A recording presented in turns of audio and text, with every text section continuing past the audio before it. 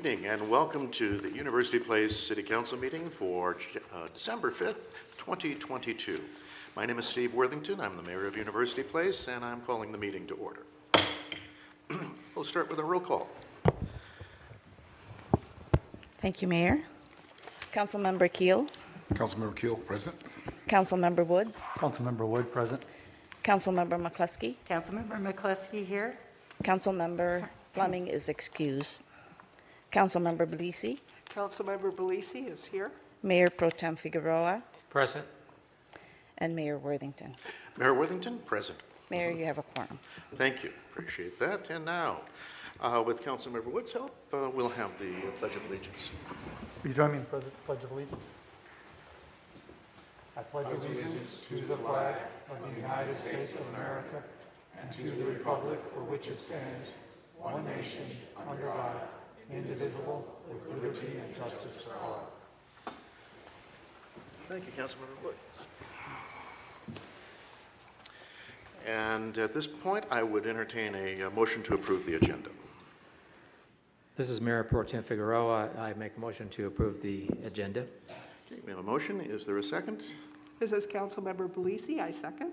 Thank you. A motion and a second. And with that in mind, are there any objections to the approval of the agenda this evening? Seeing none, the agenda is approved as distributed. This brings us to the presentation portion of our meeting. And I have a couple of things I need to get in my hand here. So,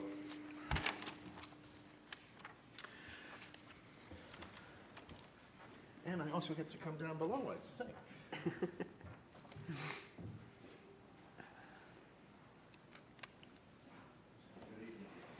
This is some special awards that actually the city's communications team has received, and I want to invite them up. These are awards from the National Association of Telecom Officers and Advisors, NATOA as it's known, and they honor winners of the 37th Annual Government Programming Awards.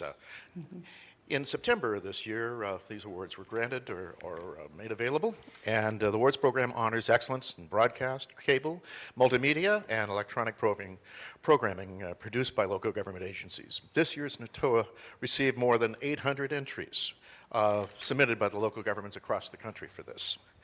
Earlier entries into the categories cover a variety of programming, including videography, social media, use of humor, ethnic experience, community events, community, public affairs, and public service. Interview, talk shows, performing arts, just a whole gamut of things. Sports, election coverage, and more.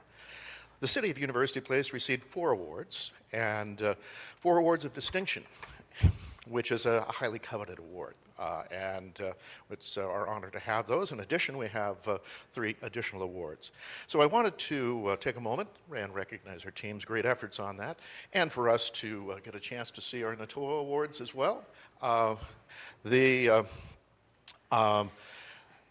In terms of our 4 awards for distinction, they include the JBLM Christmas Shopping Spree, which is Category 2, and entered in community event coverage. Mayor Belisi welcomes players of the 2021 USGA 4-Ball Championship, Category 7 for sports programming. JBLM Christmas Shopping Spree category under military, Category 19. And then Do Your Part, Get the Shot, Category 27, Public Health. The city also received 3 awards for the Awards of Honor for the following: Music on the Square and 25th Birthday Celebration, which is Category 2. Edited community events. Open for Business, Episode 2, Category 33, Profile of Business, and the UP Garden Tour, Personal Property, Category 44, Community Awareness. All some great showings. And I think we get to see some clips. We're going to play all 3 of them because they're Fairly short? All right, great. Well, tell you what, how about if we see those clips if they're queued up and ready to go? Great.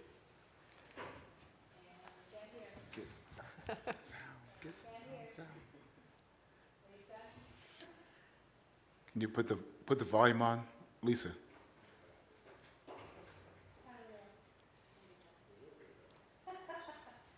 Lisa, can you hear us? Let's see, Lisa, if you're back there, Yeah, right. we'll get things going that way. Well, while we're getting these queued up, let me just go on to say that please keep in mind all of these were done by our staff's communication team.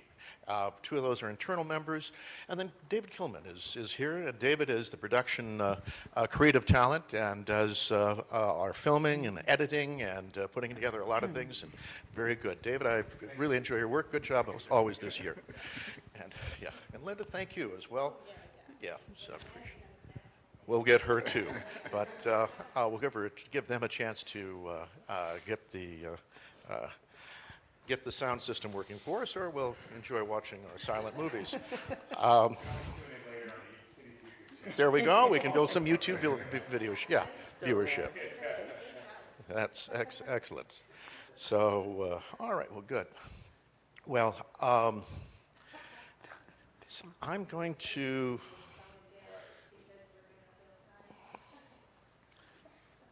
Give you a chance to. These are Check it out. not exactly identical, but close. Okay, well, it looks like we're not going to run it from the back, we're going to run it from the front. Okay. Yeah. So we'll get those queued up. And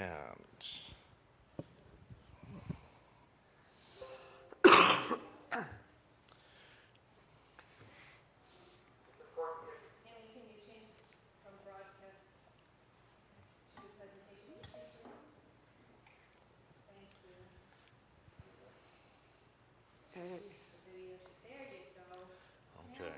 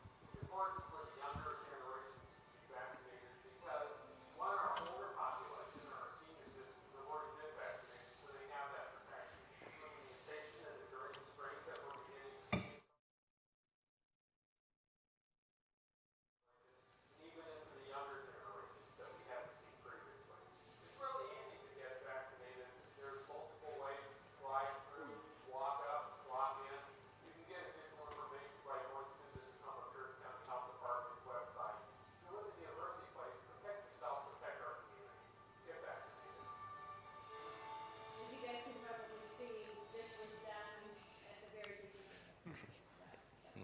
So early on in the COVID process. Mhm. And the second one is when the Santa was Four-ball, when the four-ball was here. Yeah.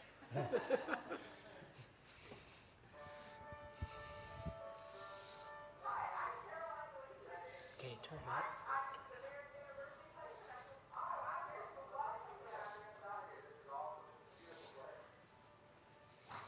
We are attending the 2021 U.S. Amateur Floorball Championship here at the University Place.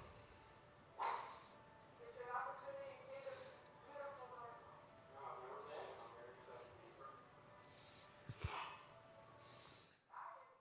excited about this. I think this is just a fabulous event. This is what the golf course was built for, to bring people from all over the country, as well as all over the world, to see the beauty that is in Pierce County, in University Place, and just to introduce the world to this great golf course.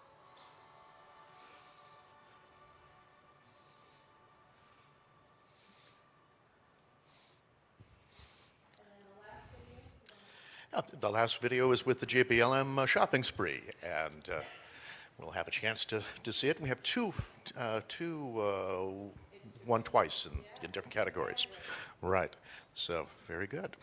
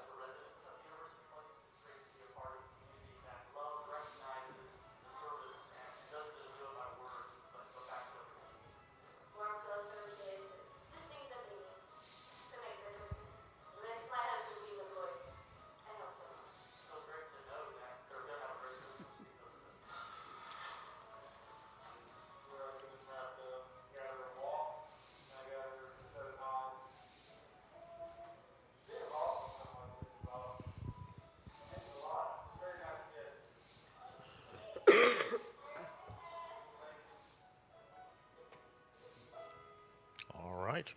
Very good. Well, and that's timely with the spirit, isn't it? Yeah. Great. Well, I'm going to ask each of you to hold an award. And I borrow this one back for a moment. Oh, and Amanda's coming? Okay. We're going to put this in the newsletter, so we have to. Yes, all right. I have to be, okay.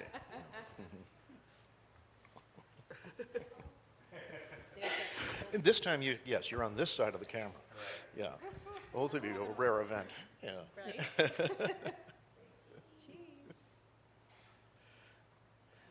Okay.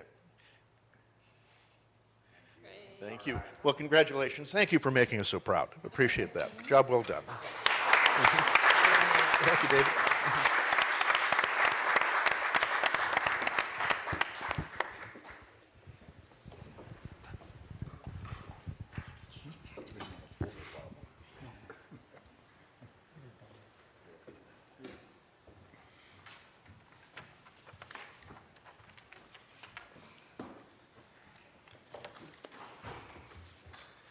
All right, and thank you. That's always, they work very hard. They do their best to help us get messaging out and help the council be effective.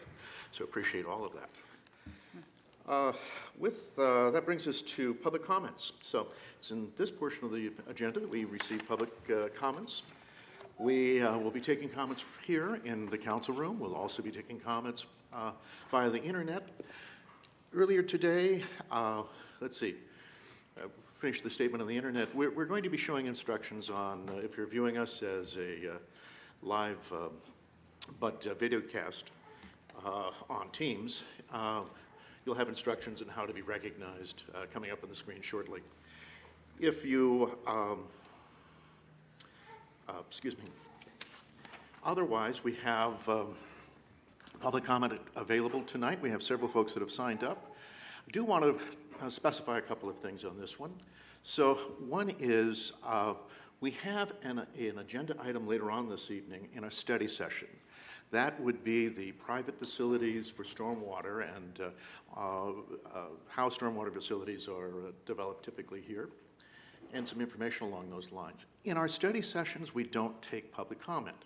So if you wish to comment, this would be your opportunity. So at the front end, not at when we come to that agenda item. Matt, as city attorney, is there anything further we'd like to add to that? No, I believe your explanation is fairly thorough, Mr. Mayor. Okay, all right. So that's where we are at this point. So this would be your opportunity to provide comment. And with that, I have several people that have signed up. We'll use the list, and if people want to go after the list, there'll be that opportunity to be first, the folks that signed up before we get there. I do see we have the instructions for viewers to be able to dial in and make comment as well. Oh, and I was starting to say we received 5 emails today, and all of those having to do with Harvest Ridge. And I believe, Council, you have copies of those, and you've had an opportunity to see those emails as well. So they came in throughout the day, and I think the last one was approximately 4 o'clock. So let's see. And with that, I'm going to start with the first person that signed up, which is Dennis Flan. So,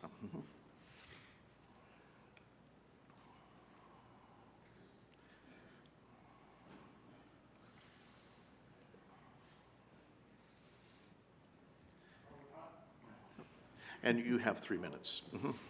Good evening, Mayor and Council. My name's Dennis Flan, 2623 Lemons Beach Road. I would like to thank the Mayor's office for their support of our democratic process and seeking my opposition statement to Prop 1 in the voters' pamphlet. Prop 1 failed by 99 votes with a 50% plus 1 vote needed to pass or fail. For tax increases, a 60% majority should be required as it reflects actual taxpayers' sentiment. Taxpayers have been abused by our school district's well-intentioned but overburdening levies that pass with a simple majority vote but high cost to homeowners. Apartments paid the same tax rate per thousand on total assessed value, but divided by number of units or dollars paid in support of our city service and schools is minuscule. Latitude 47 and luxury apartments are only paying around $1,011 per unit per year. My property tax for fire services alone was $1,900 without need for a fire department ladder truck to reach 5 stories. Arizona cities and Alaska cities levy transaction privilege taxes, residential rental taxes. It supports police services and other city needs. Washington State levies a short-term rental tax that should be modified to help cities like University Place with unfunded growth management mandates. I respectfully request that the council investigate this potential revenue source, and I submit for record 4 pages with information regarding this agenda.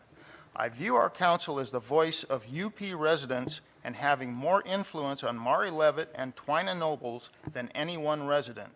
The Climate Commitment Act, Cap and Invest, will begin to rob Washington residents starting January 2023. Some funds need to come back to cities like ours to pay for services and Growth Management Act created problems. A private residence or apartment needs city services and should be taxed more equitably. With the apartment growth we have slated for the city, apartments must pay a greater portion than in the past.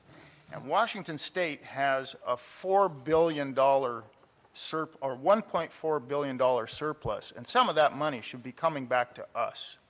Thank you. Thank you, Mr. Flan. Appreciate that. And you have your materials. You can give those to Emmy, and thank you. Appreciate the comments. That brings us to our next speaker. That would be Stephen Bradley, it looks like. Mr. Bradley?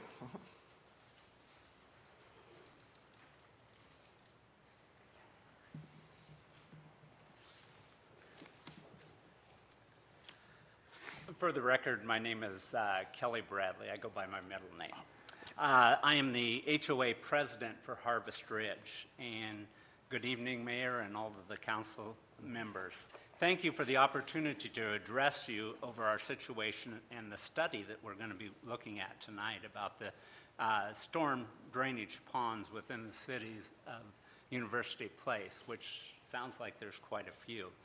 My comments tonight is threefold. The first one has to do with the compliance and demand. The city asked in a letter that we remove a tree at the entrance to our pond in 2019. The cost was $3,000. We were compliant with that, and we did that.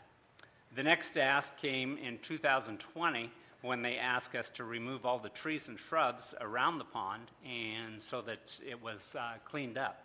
We did that, cost us $10,000. In November of 2021, after we had cleared all the stuff, there was we complied. You asked for restructure of the waterway that was used, was undercutting the north bank of the pond in November of 2021. We went with your suggestions until we found out that this was much more of a project than an HOA could handle. And we asked the city in July of 2022 to come in and help us with this. And they did, and we appreciate it. It cost $250,000 was the project amount that they gave us, with an expectation of spending $50,000 more in the spring of 2023 to bring the bioswale into compliance and to reseed the banks of the bioswale. Each time that the city came and asked us to comply, we did. Each time you ask us to comply, it was for one more thing, until we got to the place where we run into the slope that began to be undercut. The cost of the project per resident for Harvest Ridge is what I want to talk about. But first of all, Chambers Crossing, which is the residence right behind us, just up the hill, they pay $10, about $10 or less a month for stormwater removal. You're asking Harvest Ridge with this project next year to each one of our residents, and we have 200 residential areas there, to pay $1,500 per resident in order to do that. I ask, what is the equality? What is the fairness? What is our representation to help us out at Harvest Ridge? The other side of it is a little funny, because Chambers Bay up above us, their water flows into their pond, which has a pipe that flows into our pond. There are 2 others up there that do the same, along with the city of University Place. Water off of some of their streets also comes into our pond. So about 1/3 of the water that goes through our pond doesn't belong to us. Thirdly, the only reason this project is so pressing is due to infrastructure of a 72-inch sewer line that runs under the north slope of our residential pond. The county became aware, due to our cleaning out the pond, of what was happening on that slope and came to the city of University Place and asked you to get the subdivision to be responsible for not only cleaning up that pond, but also protecting their pipeline, because that's what it's all about. See, our pond worked just fine in that it would sustain us as a HOA. But when that pipeline is brought into focus, that's what the county wanted us to take care of. We could point fingers all day, but University Place approved this pond 20 years ago without taking into consideration the ramifications of a sewer pipeline underneath what would be a north slope to this pond. Now we have a study that does not take into account, because I've read the study, anything about our situation and what's happening within our pond. Commenting on the study tonight, we were requesting that the city council allow us a chance to respond to it publicly and be allotted the same amount of time as they have to present it, preferably at the next council meeting. We know that you want to do what is fair and equitable to all your residents of University Place. Therefore, we request that you listen to us. Thank you for your time tonight and seeing the need for our comments at the next meeting that you will be having. We look forward to having this opportunity as a HOA. Thank you. Thank you, Mr. Bradley. Appreciate your comments as well. And then we have Stephen Zelt.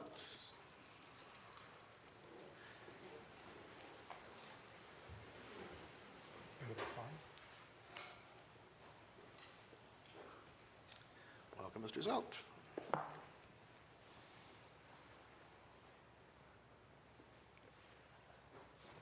Good evening.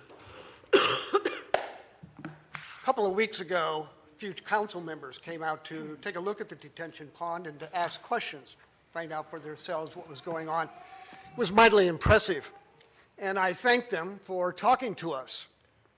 And one of the council members looked over at me and he said, "Steve, that's our job.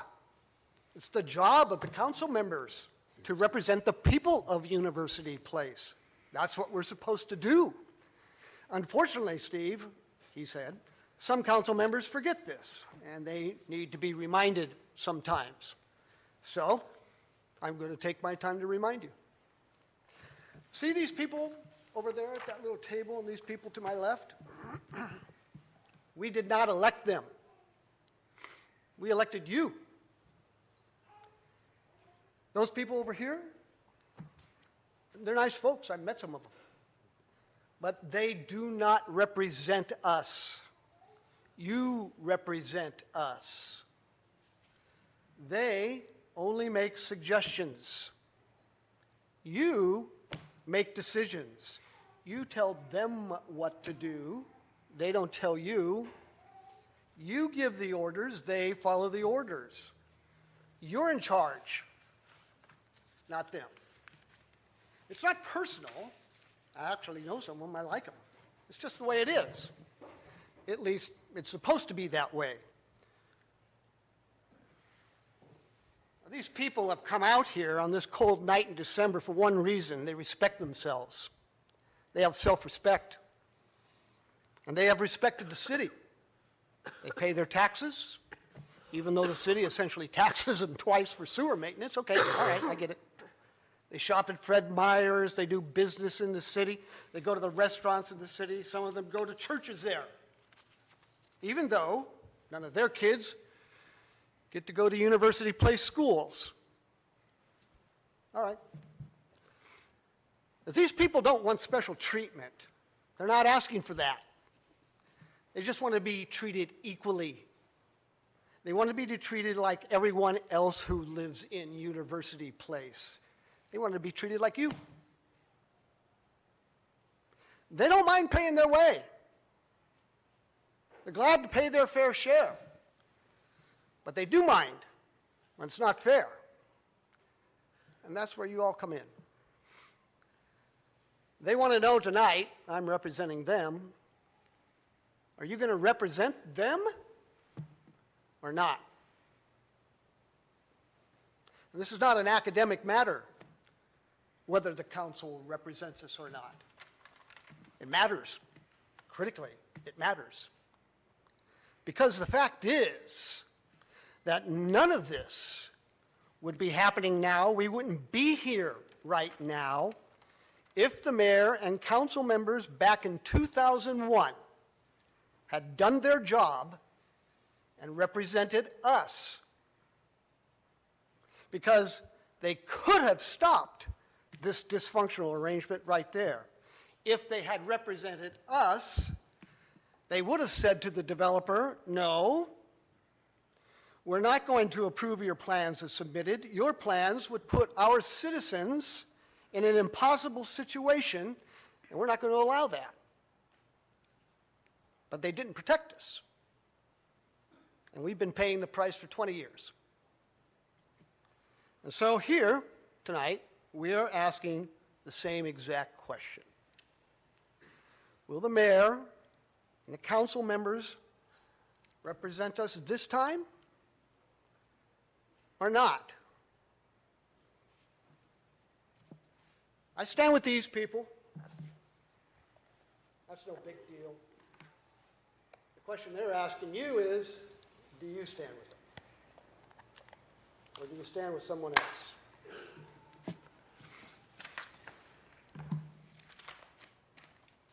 Gentlemen, ma'am, Merry Christmas. Thank you, Mr. Zell. Let's see, that completes the list of people that were signed up ahead of time. And it looks like we're going to have some folks exiting. I'm going to let those people take their time and exit, and then I'll ask if there's anyone else who would like to speak.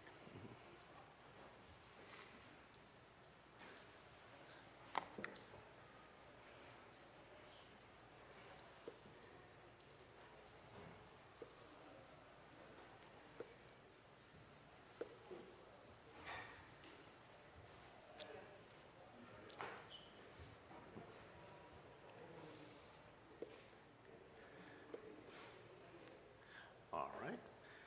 And at this point, is there anyone else that wishes to make comment to the council tonight? Emmy, do we have anybody online? All right. Well, I think our public comment is finished then. Thank you. That brings us to our consent agenda. Mayor, this is Mayor Pro Tem Figueroa. I make a motion to approve the consent agenda as proposed. Okay. And is there a second? Councilmember Belisi, I second. You have a motion and a second for the consent agenda. Does anyone object to the approval of the consent agenda or seek to change the consent agenda? Seeing none, consent agenda is approved as distributed. And that brings us to our first item for consideration tonight, which is an open space classification discussion. I believe that Mr. Kaiser, our city attorney, is going to help us with that. Thank you, Mr. Mayor, members of the council. Matt Kaiser, city attorney. On consideration, or before you tonight is two proposed resolutions. which the council would pick one of two in conjunction with an application that was forwarded to the City of University Place by Pierce County. Just to bring folks back up to speed, previously Pierce County had approved an application for an open space classification under state law, specifically Chapter 8434 Revised Code of Washington, for a property located abutting the Chambers Creek Canyon at 6522 87th Avenue West, UP. As council may recall, this was an application for not an entire parcel, but 3+ acres of a parcel abutting the canyon, for which approval of the open space designation would confer certain tax benefits and the like.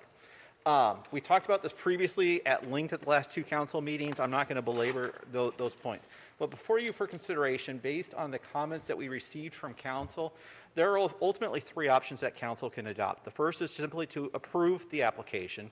The second would be to approve with conditions. The proposed resolution includes one condition related to an easement. I'll talk about that in a second. And the third is to deny the application.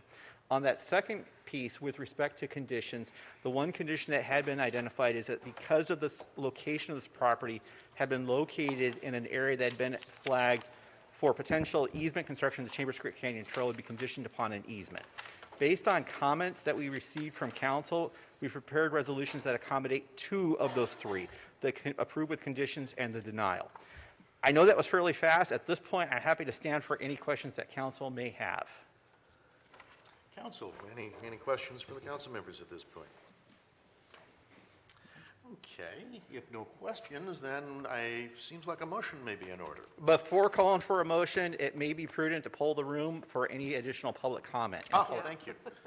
Very good. Thank you for the reminder. Appreciate that. Would anyone like to make comment? I see an indication no. No one is here to make comment on this tonight. So now perhaps a motion would be in order. We have two resolutions before us right now. So pick one that you'd like. And Okay, so it's Mayor Pro Tem been assigned to make a motion. So Mayor Pro Tem Figueroa makes a motion to decline to concur and move to adopt a resolution of the City Council of the City of University Place rejecting the reclassification of certain property located at 6522 87th Avenue West as open space. Okay, and so the motion in essence is, you said, to decline the application. Correct. Okay, all right. Is there a second? This is Councilmember Belisi. I second. We have a second. And discussion on the motion. Any discussion on the motion? Councilmember McCluskey. Yes, McCluskey. I'm sorry. I was looking at but all of our mics are on this event, so I don't need to push a button. Yeah. That's okay. I understand that the tax loss to the city is pretty minimal, but I don't really see any public benefit that our citizens can gain by creating an open space here. I don't like the precedent that it could set for not only the other homes along the slope, but also throughout the city as well, because I can think of several examples where, this could be set in place. So it's not that I'm looking at this specifically, I'm looking at it more comprehensively, and based upon that, I'll probably vote this down. Thank you. Thank you. Laid out your reasoning. And is there any other comments? Mayor Pro Tem Figueroa, and then Councilmember Keel afterwards. Thank you, Mayor. Along with the comments that I'm probably will hear, I would probably, and along with Councilmember McCluskey, is the same reason. Is one of those reasons, but mine mainly is that is the precedent. We do have a lot of other identical types of properties that once we do this, for the even the minimal amount that some of them may be, the process is enormous to try to entertain the amount of requests that we will get that will flood not only the county but us as well. And I think for that kind of savings, the cost to the citizens of University Place and processing all those requests, I think is a dangerous precedent. Thank you, Mayor Pro Tem Figueroa. Councilmember Keel. Thank you, Mayor. So agree the comments that our colleagues have said before, and I would add to that. Along the bottom of that property, there is some opportunity for other public uses like trails and whatnot. And I think if that becomes open space, then my understanding that precludes those opportunities to happen. And so I don't want to lock ourselves into not being able to look at how we could better utilize for the public good, that property that would actually be part of that open space. I just think that'd be really too short-sighted, particularly if other properties then want to jump in on this as well. So I'm in support of the motion. Okay. Thank you. Any other comments before we move on to a roll call vote?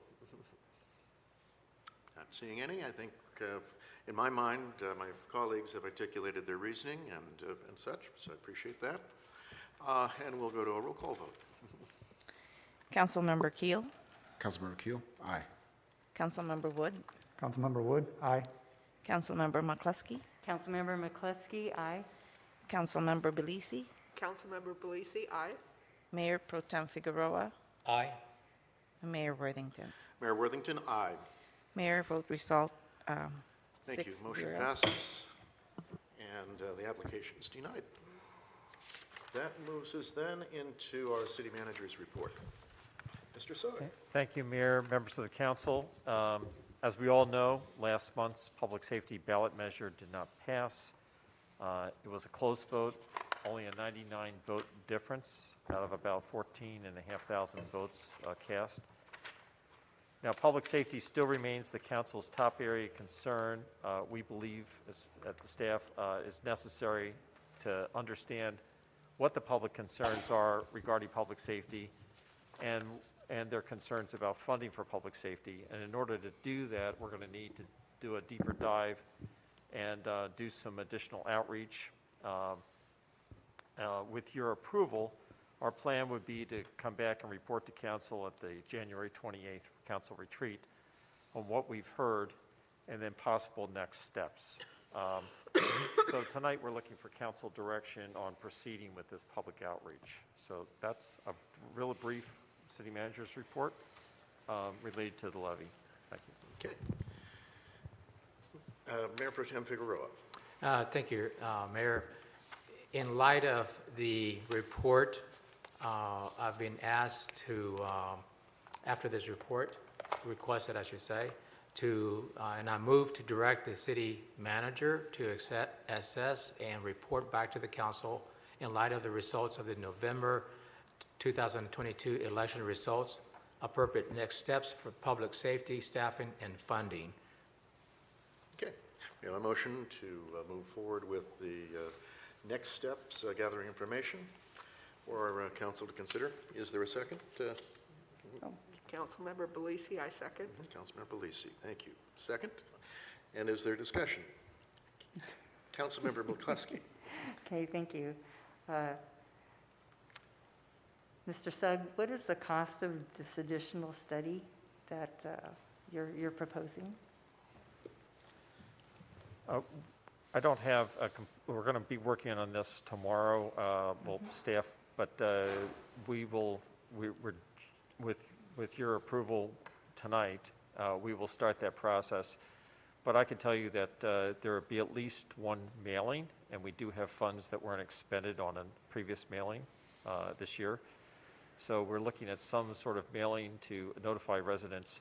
This is just a thought, but we're pretty certain that in order to get the outreach we need to have is to have a mailing to all homes. Your typical postcard, supersized card that identifies upcoming informational meetings where they can get more information.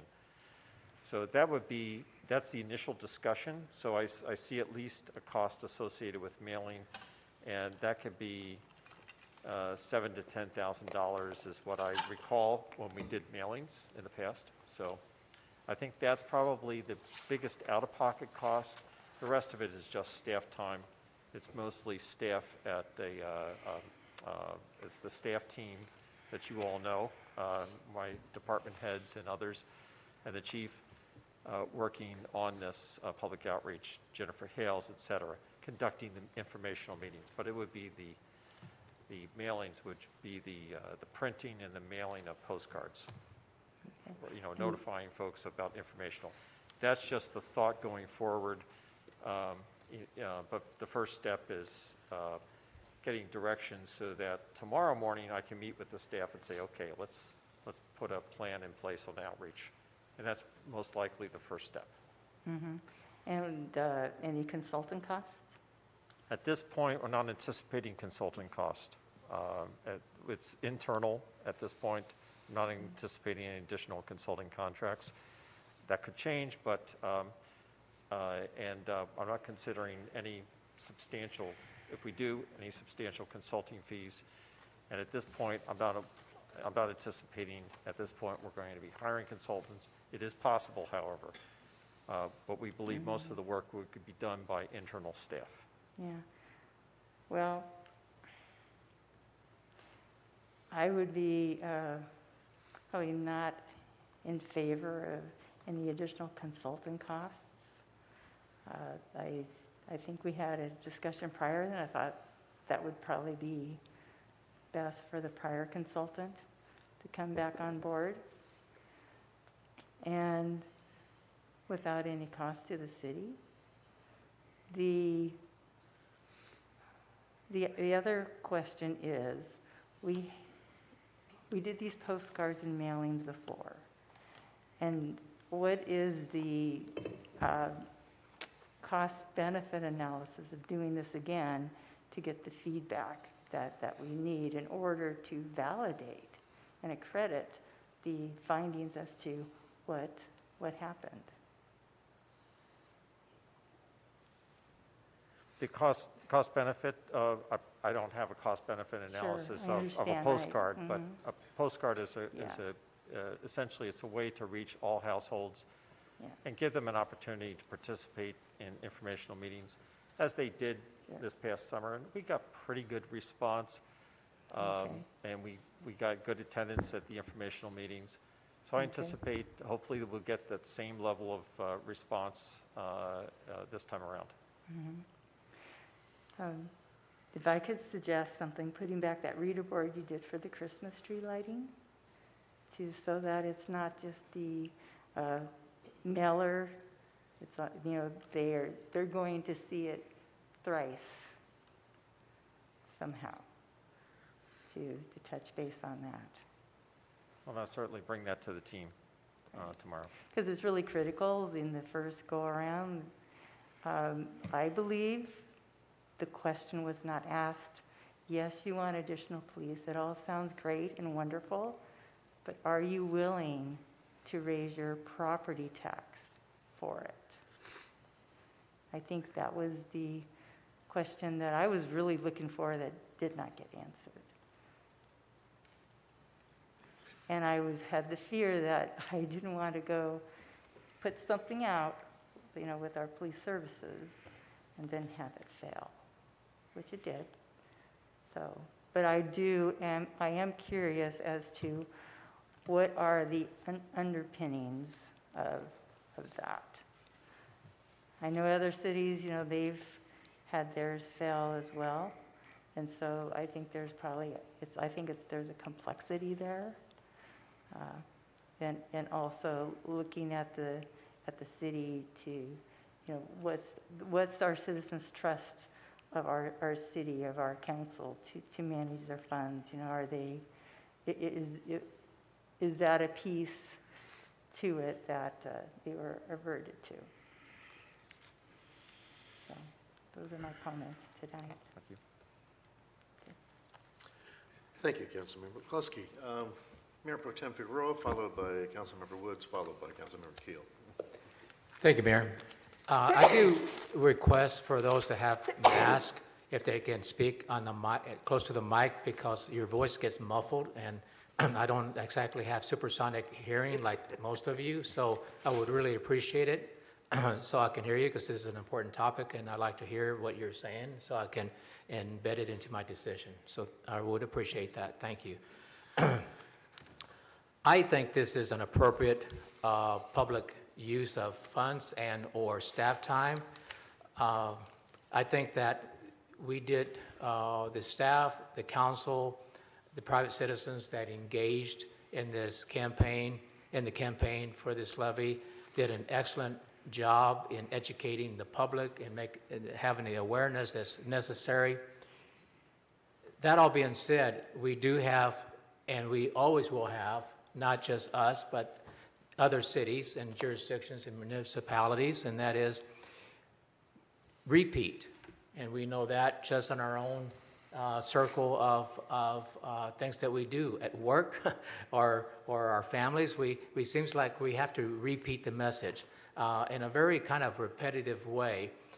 We have tried to do that through the years on taxation, which has always been a question. I don't know how many times we've shown that dollar with just a few cents we get.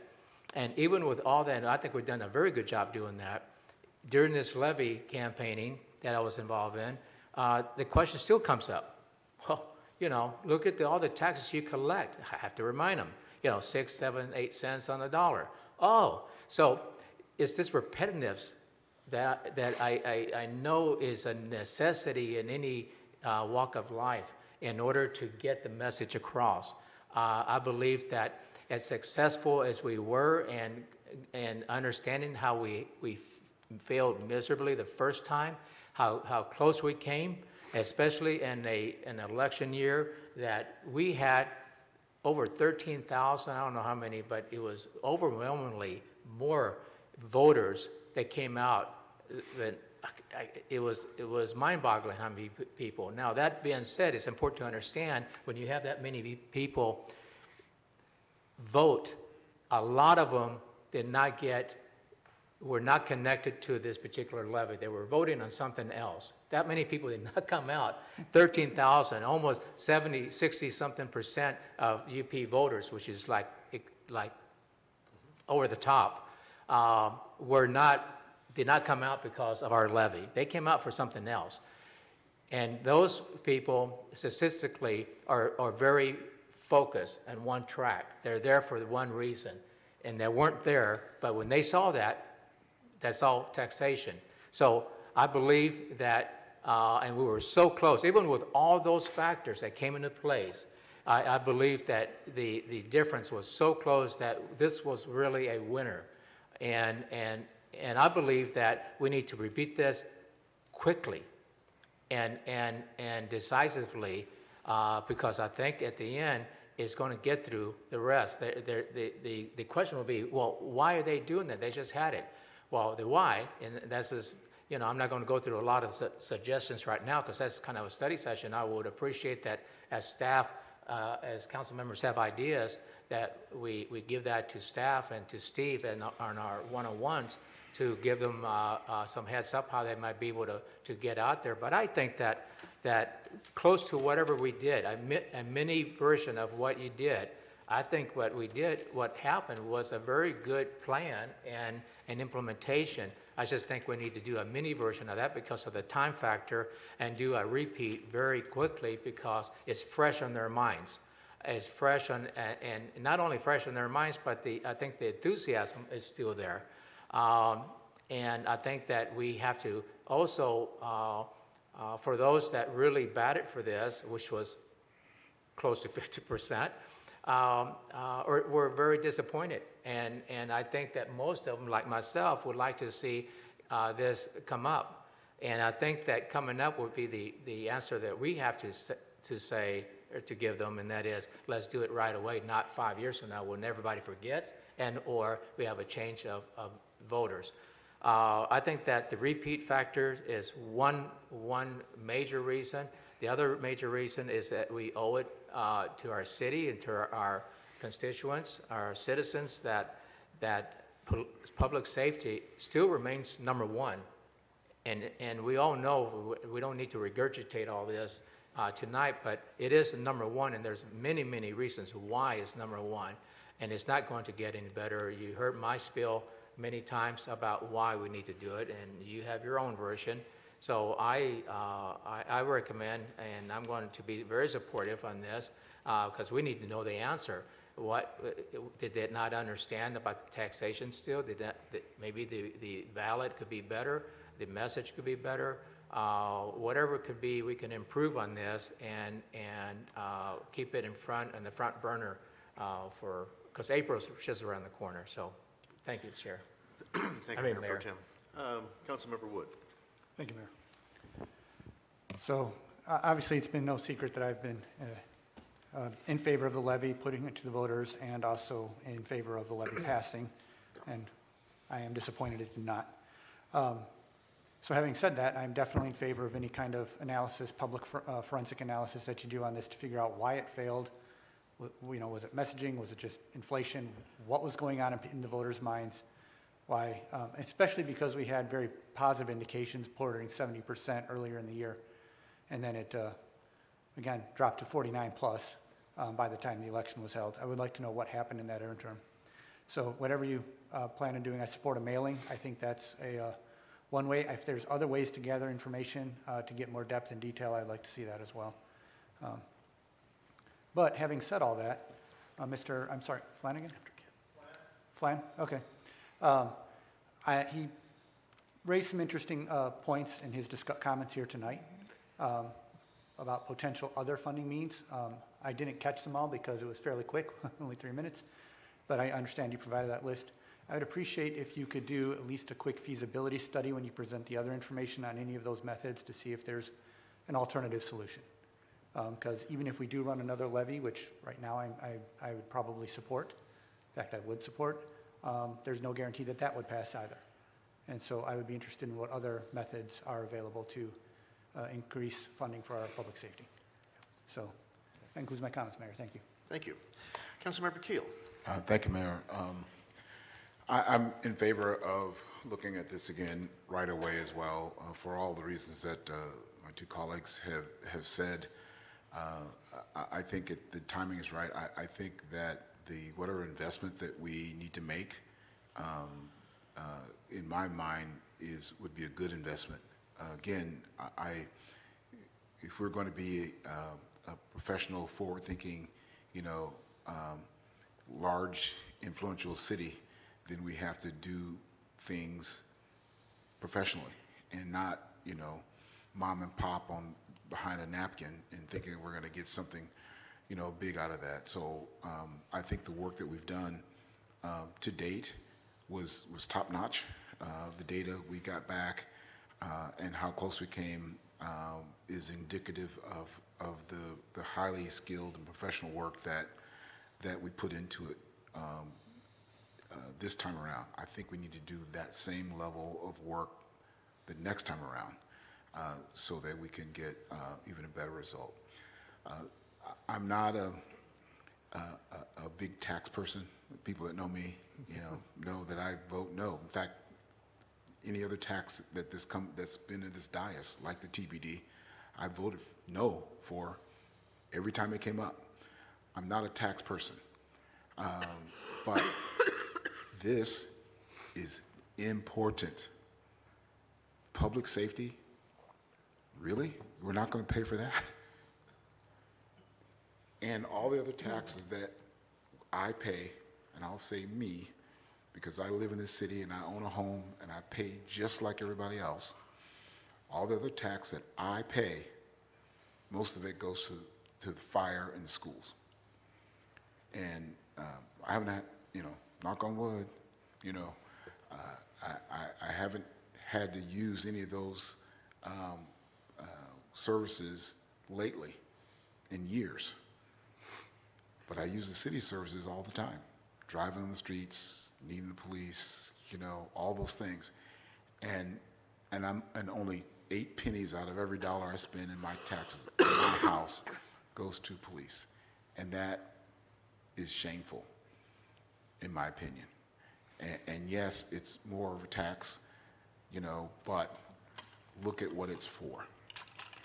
So I'm not a big tax guy at all. I vote no from this dais on every other tax except for when it comes to police. And I think that we need to get that message to our citizens, because if they have to dial 911, and God forbid that they have to, but if ever they do, they're going to want a response. And right now, that response will come really late. later than before. And that's what people are missing. It's not about the city wants more money just because we want to be grabbing money. It's about public safety. And that's the message that we need to get to folks. So, and I think we need to continue to do that professionally and spending whatever time and investment we need to do to get that message out to folks. Thank you, Mayor. Thank you, Councilmember Keel and Councilmember Belisi. Thank you, Mayor. I am in support of us looking at what our issues were in getting our message across. I am a proponent of public safety, 100% have been since I've been on council.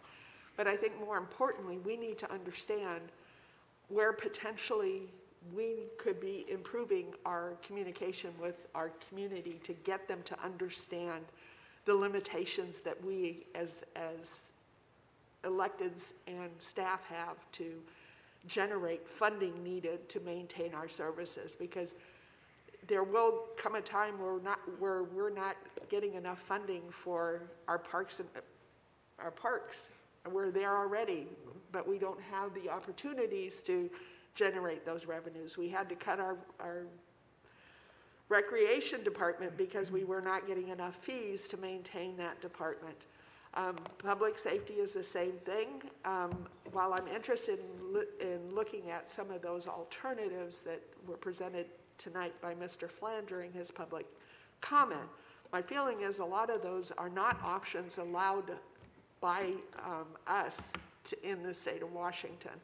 And so if we're going to put this forward, we need to be able to have an overall understanding of how we communicate our finances to our community and where that disconnect is, and then understanding those revenue sources. So I think, when we start talking to the community why they either voted or did not vote to support this, or failed to vote altogether. I mean, we had over 1,700 people that did not vote for this.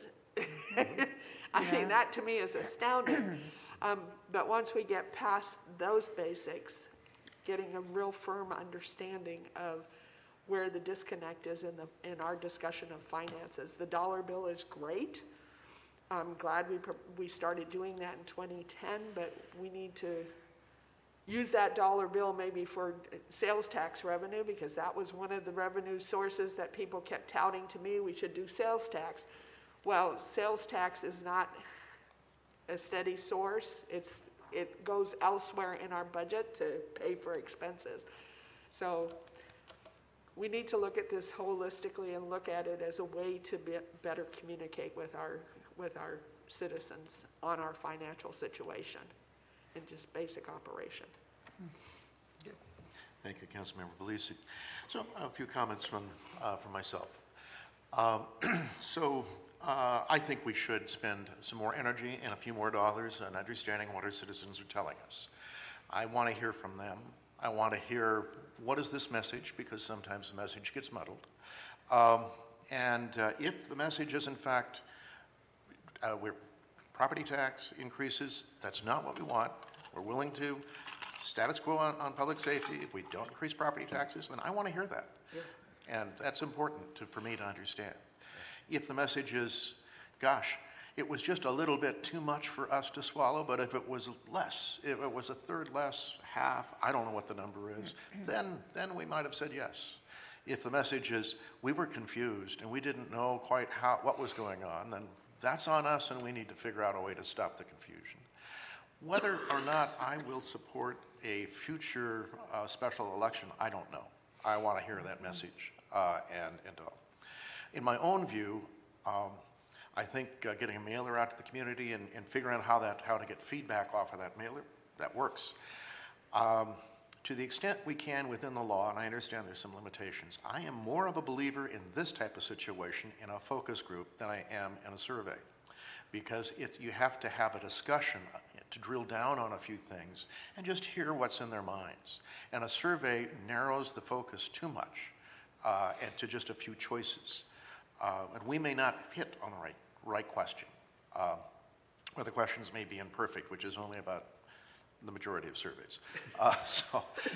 Anyhow, but the focus group gives us a chance to work through that a little bit. And maybe whether we get some help for that, I don't know. Whether we can do it legally is a separate question, and in talking to the attorney, there may be a little bit of figuring out we need to think about that. But for my own experience and other public activities and elections I've been involved with, not in this office, focus groups are very, very helpful to hone and understand what people are telling you. So, from my perspective, yes, we should move forward with this, and I think we're about to take a vote. Councilmember McCluskey. Yes, I just have, and I'll take my mask off so Mayor Pro Tem can hear me.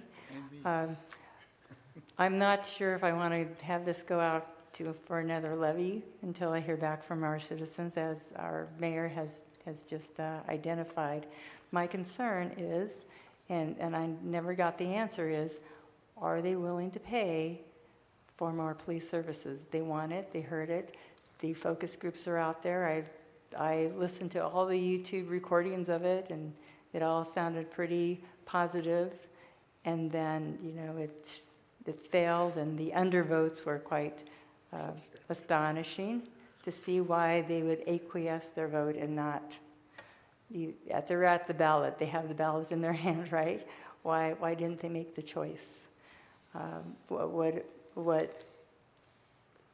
What is it? I think there's a complexity of probably our city as we march down the road.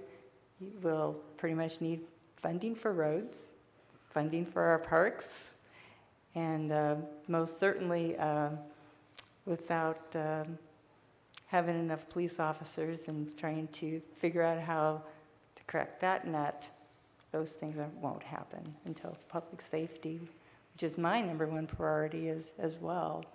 Even though I love parks, you know how much I love parks, but we need to protect our citizens first. And I don't know, we've talked about it. We have 2 police officers per shift. I don't know how we didn't get the message across at this point. Okay.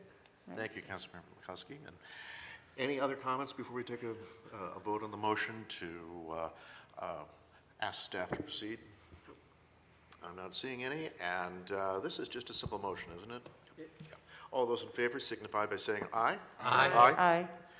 All those opposed, motion passes. And we're ready to move on with council member comments. I'm going to lead on this one because I want to touch on a little bit about the retreat. It's coming up in January on the 28th. Am I remembering that date right? The Yes. 5th Saturday of January. So Mayor Pro Tem and I, along with Mr. Sugg and Lisa and the city attorney and Amy, and it's a host of great folks. But we've been working on the agenda for the retreat. As you know, this isn't, 2023 is not a budget year, so we don't do the full-blown goal discussion. And it's a little different, little opportunity to do some different things. We will be talking about the council's goals and the funding that has been tentatively allocated to those goals, and just confirming we want to spend those amounts and moving forward with that. Not really re-examining goals, so there might be a need to sort of check definitions on a couple of things, but we'll be moving forward with that. We will also have an opportunity to discuss whatever the outcome is from what we just authorized, and discuss about the interpreting the November police levy, and if there, whatever our next steps may be, will certainly be, I think, part of that discussion. Last year, actually it was earlier this year in January, I had hoped we would have an opportunity to talk about values with the idea of identifying values for our community or on our council. And I'm bringing that back up, and I'd like us to be able to spend some time on that. sometimes certain things, and I'll give you one example, but there are several, certain things are better understood as values than they are as goals. And one of those may be such things as diversity, equity, inclusion. That's more of a value issue, I believe, than it is a goal issue. Now, I don't want to get too much in that discussion at the moment, but I'm just using that as an example.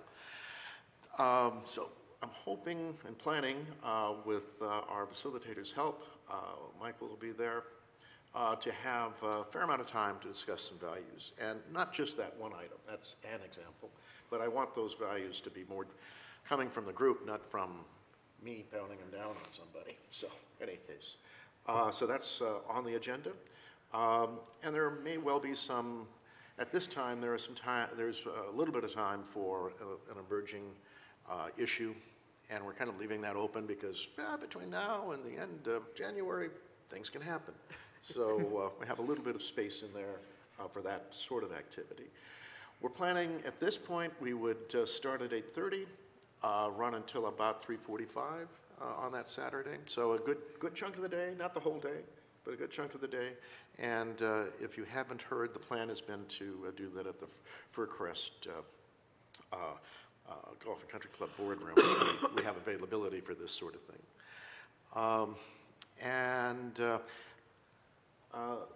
Lisa will be contacting, getting an email out with her help. I appreciate that. Just checking in with you to see if there's any big item or two that you feel like we need to talk about this that we haven't touched on. I do want to say, for that to come on this agenda, because time is always precious and limited, and we want to be productive. I would want to hear several council people saying this is important, whatever that might be. In order to come onto the agenda. And so, does that help folks understand about where we are with the retreat? Are you looking for comments real quick on this? Because I do have one. I would like to hear it. Thank you. Thank you, Mayor. The reason, because it's very appropriate, especially in the value, and I do support that, and in whatever comments you get from other council members, but it ties into what we're seeking from staff to come back to us, what happened and what are citizens thinking about the levy and public safety. And I think that as soon as you said that, I said, okay, I would like to, use that theme as part of how staff goes out and starts surveying people, either through focus groups or otherwise, and use the word value. Is public safety valuable to you? Do you value that, and to what degree? To what dollar amount, or to this dollar amount, or whatever you want to worry about? I think that's a very key word that could be very meaningful in this whole array of things with what we're about to do and spend time on. So I just wanted to comment on that real quick. All right, Thank you. Good. Thank you. Appreciate that. And if there aren't any other questions, we'll just go back to our regular council comment activities, which would take us to Councilmember Keel. Great. Thank you, Mayor. Just a couple things I want to talk about tonight. Just want to give council a heads up. I got a call Friday from the city of Furcrest, and this week at their, not this meeting, but the second, they're having 2 meetings in December. Oh well. And so their second meeting in December, they're going to have a resolution to appoint a member of their council to the Pierce Transit Board. It has been 2 years, so that means I'm coming off probably this December. Now, the question I posed to them was, I gave them a report on Pierce Transit 3 or 4 months ago, and at that time, the few council members had indicated that they wanted me to serve 1 more year. And so that's what was in my head. But then I got the call on Friday that said that they were looking at appointing. So I was supposed to get an update today, which didn't happen. So I was hoping that I could report clearly what's going to happen with that, but I can't because I didn't get the call. But I do want to give you all a heads up that it may be that starting in January of next year that our seat will be represented by Furcrest. Okay, so that's I'll give you more on that probably in January. Well, it will be in January. I'll let you know that, okay, I'm no longer on Pierce Transit. So that's that. Also, what's happening at the end of this year is my tenure as the chair of Sound Transit is coming to an end. As you all know, I've served 3 consecutive years as the chair of Sound Transit. In the 2 years before that, I was serving as vice chair. So all of that is unprecedented. You know, very few people do 3 years in a row, and so I'll be happy not to be the chair anymore. I think I'm about have my fill of that. But in January, I will go back to my vice chair role from Pierce County, but I won't be the chair of Sound Transit beginning January. That role will go to someone from King County. Most likely, it'll probably be the county executive. I also, just to remind everyone, I think I reported this last time, but just to, since I'm talking about my roles here, just to put a finishing touch on the national role that I had now am going to serve for NLC. It's called the Information Technology and Communications Committee that is focused on technology in the school in the cities. All 19,000 cities and towns and villages across the country will be working with the White House and Congress on technology that impacts cities. Most of that actually centers around access to broadband. And what my focus is going to be this whole year is really working with the broadband providers and really have the notion that we need to have what's called synchronous broadband, meaning, you know, high speed loading up and high speed coming down to your house, and both sides being equal to where it's useful, as opposed to just getting, you know, movies coming down to your house and you can't hardly send an email out of your house, you know, going up. So we really want to have synchronous broadband going to every home. Just like years ago, we focused on a telephone. Universal access was getting a telephone in every home. We want to put broadband, synchronous broadband, at that same level as a telephone and begin to work with the national providers to do just that. So that's the thing that I'll be working this coming year. The last thing I want to report today is I'm very much interested in our study session that's coming up later tonight around Harvest Ridge. I will tell you, as a council member and a person that loves this city, that is well vested in making sure that I, and I know all of you are the same, represent every citizen in this city. I am chomping at the bit to get this conversation laid out. It's been one-sided too long, and hearing and sitting here and hearing how horrible or somebody might be on this and not paying attention and not representing. In my mind, that's clearly not the case, and I want to say it's time for us to start talking about that.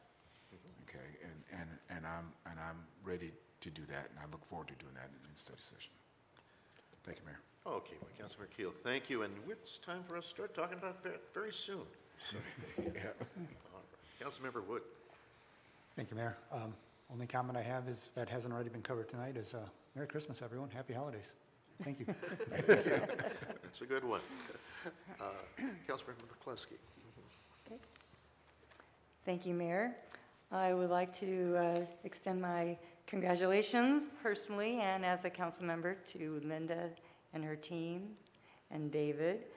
They have been an exemplary team for many, many, many years, and coming back with 4 awards is quite outstanding, and I'm very proud of them.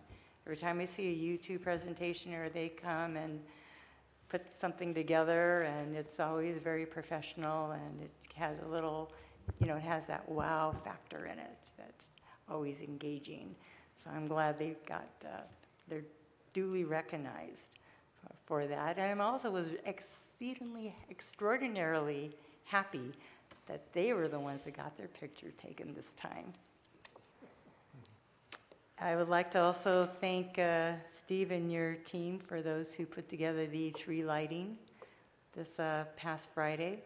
It was beautiful, it was well attended, had lots of really cool finishing touches.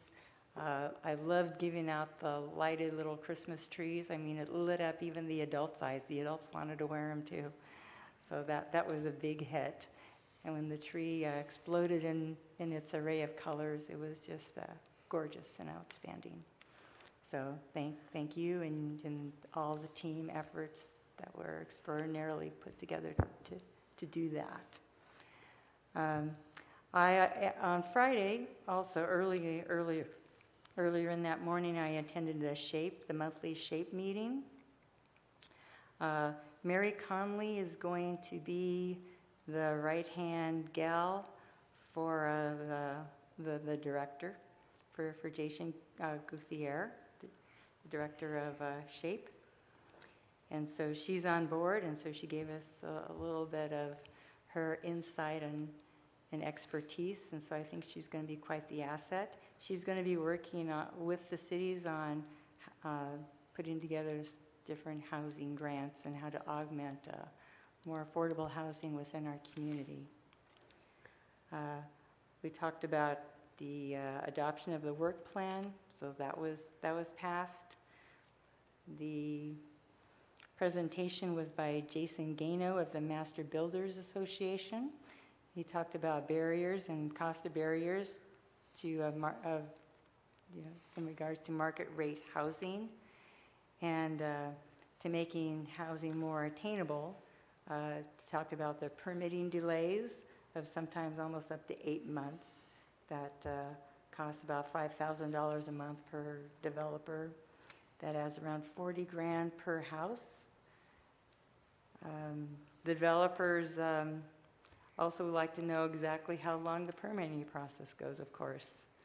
And also for cities to review the lot size in R1, they're proposing no minimum lot size so they can pull the houses closer together. They don't want to provide any lawns, any street lights, any street trees. Well, that would be a hard press for the city, I think. But anyway, that's some of the things that they're thinking. And fee simple lot size for homes, so there'll be 3 abutting each other. Looking at different design concepts so that the multiplex homes look like one home, but actually it's not. I asked about parking considerations of Mr. Gano, and they don't really quite think about that, but we need to make sure that the impacts that the developers do, we have to live with forever. So we need to be wary of that. I asked about also ADA compliance and as well in their thought for attainable and affordable housing, and that really wasn't in his purview. He gave me an answer, but it wasn't really good enough. So that summarizes that. There is a summary that we're all doing on the board for the housing toolkit for SHAPE, and so Jason is pulling together all of those. I did my part, put in my survey. So we'll see at our meeting in January what that will come up with. We have the advisory board to the executive board. Should all the recruitment and people should be in place by April. They will meet on a bi-monthly basis, but initially they will meet monthly until they get their processes and start sort of much get their act together, right? And then they'll be able to function pretty much as what Jason foresees as a adjunct planning commission to SHAPE. Lastly, Hunter Green, the council member from Fircrest, has indicated that I'll just call it the goat property over there by the golf course. They just are, I guess, accepted a developer to do a mixed use in that area for 389 apartment units.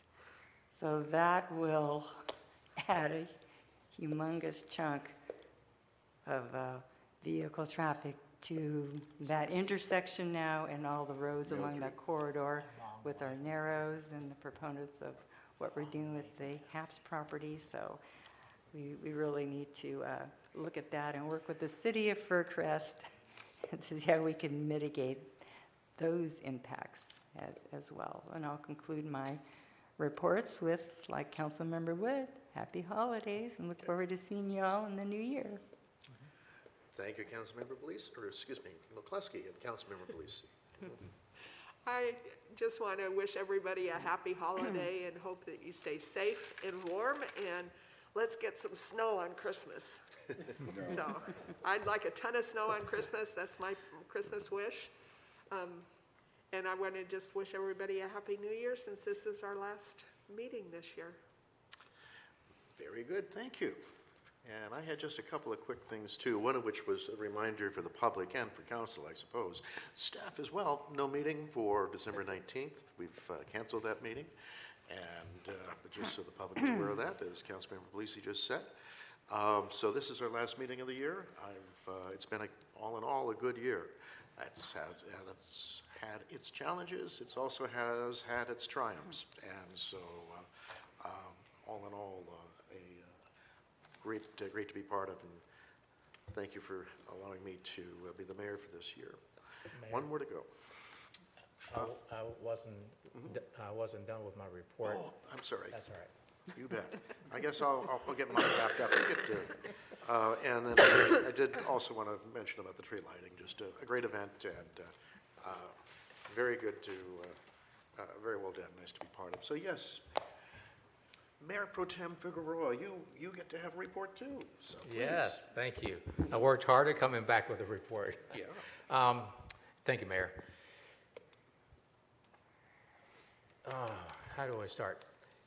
I think that as we look into the future, one of the things that came out of the Kansas City conference is that I got to meet various, actually the whole contingency from the Tacoma City Council, which many have not met or even had a one-on-one conversation. It was very beneficial. It gave us a chance to then also, oh, you're a council member of Figueroa, and though they heard about me, well, that's what they said. Says, well, several of them says, well, I heard about you and great things, but it's good to meet. We talked about different things business-wise, but that leads me to my comment now, and that is, I think that would be something that maybe in a retreat and it gets too heavy, maybe at another time, but where we can host a council-to-council meetings, maybe once a year with our three major partners that touch us, and that is Tacoma, Fircrest, and Lakewood. I just think that is beneficial to have, or maybe we have one meeting and we invite them all just to say hello. It doesn't have to be a council meeting, obviously, but it's just host a reception of some sort and really get to know each other. I think that's important considering how much more we are talking about how we work regionally. Mm-hmm. So comment number one. Number two is that talking about regional presence, we made that as a goal as a council to have a regional presence and try to get ourselves involved regionally. We have been doing that, various council members and so forth. But what I seem to run into, and I think that Councilmember Keel has as well, and who knows who else, but I know that as I've dug in with my responsibilities with PSRC, PCRC, and other, is that there are a lot of technical work that is being done that impacts municipalities, us, and though I try to bring in-depth reports and show you where you can go to get the details, I believe that the best way to serve our city is to have staff attend some of those key meetings because certain things are said and certain things are then followed through with their staff that I don't want to be your techie in those areas. That's not my job. And that presents what we have talked about many times, the lack of staff in our city to do all the things they need to do. And I think that as we talked about serious conversations, and this is one of them, we need to have a serious conversation about the support of staff and additional funding for the right staff to be able to do the job that our citizens, as you saw tonight, are asking of our city as well as of this council. And I think that that's a serious conversation that we better have as we start thinking about the future budgets of this city. Because there are some very critical components out of those meetings that come out that will significantly impact cities like ourselves, and a professional technical person needs to be observing those, not a policymaker. Thank you. The other one would be that talking about regional things, I attended the Thursday, December the 1st, Puget Sound Regional Council Executive Board meeting as well as the Ops meeting. I didn't get to send you the summaries of those as I normally do if you've been reading them, but I have not received those summaries. They do those, the staff sends those out to the board members, and I have not received them. As soon as I do, I will get them to you. I do suggest heavily that, and I'm talking to staff as well, to read those. I know I sent them to Steve and others. I highly recommend you do, because there's nuggets in there or critical components that we need to be aware of. On that note, I did, one of the boards I was appointed by the PCRC in November was the Economic Development District Board, which I resigned from that board as of yesterday. I gave it another thought and evaluated my time and my priorities, and I think I give my share to the city and to the citizens and to PCRC by the boards that I'm doing and the work group that I'm facilitating. And I think that others need to participate. On that, continuing on, is that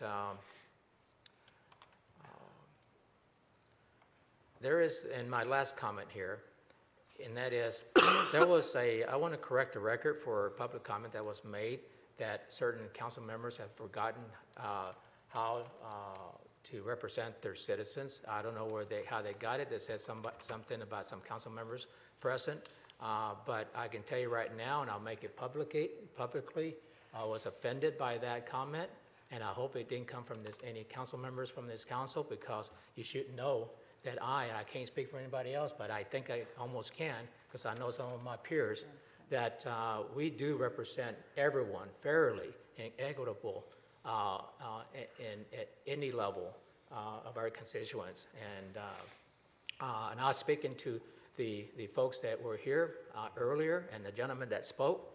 I'm offended by that comment, because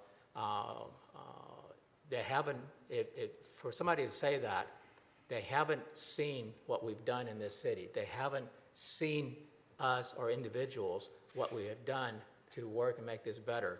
So I certainly can with a straight face say that I have done above and beyond as a council member to represent every citizen in this community. With that, Merry Christmas.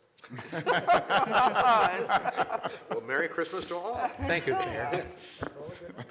All right, well, thank you, and I think that completes our council comments, and we can now move into our study session and have that conversation. So, regular meeting is adjourned, but we're moving into our study session now.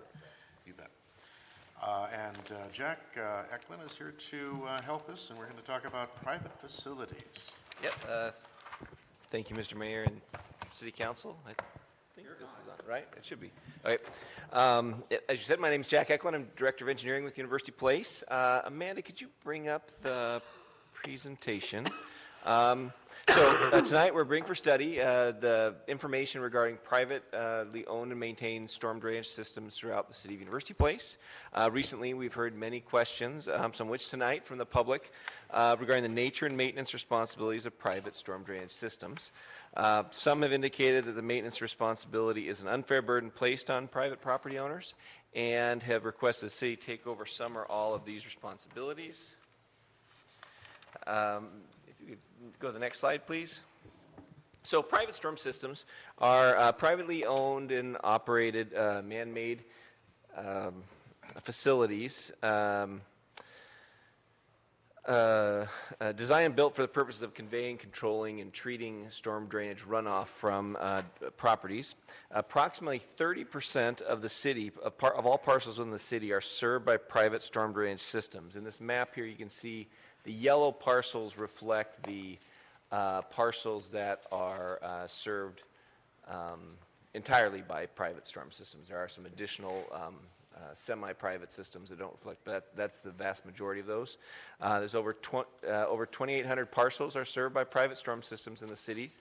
It includes, they come in a wide variety of types and sizes, and it depends on the size and nature of the development, the development regulations at the time of the development, as well as design choice by the development engineers.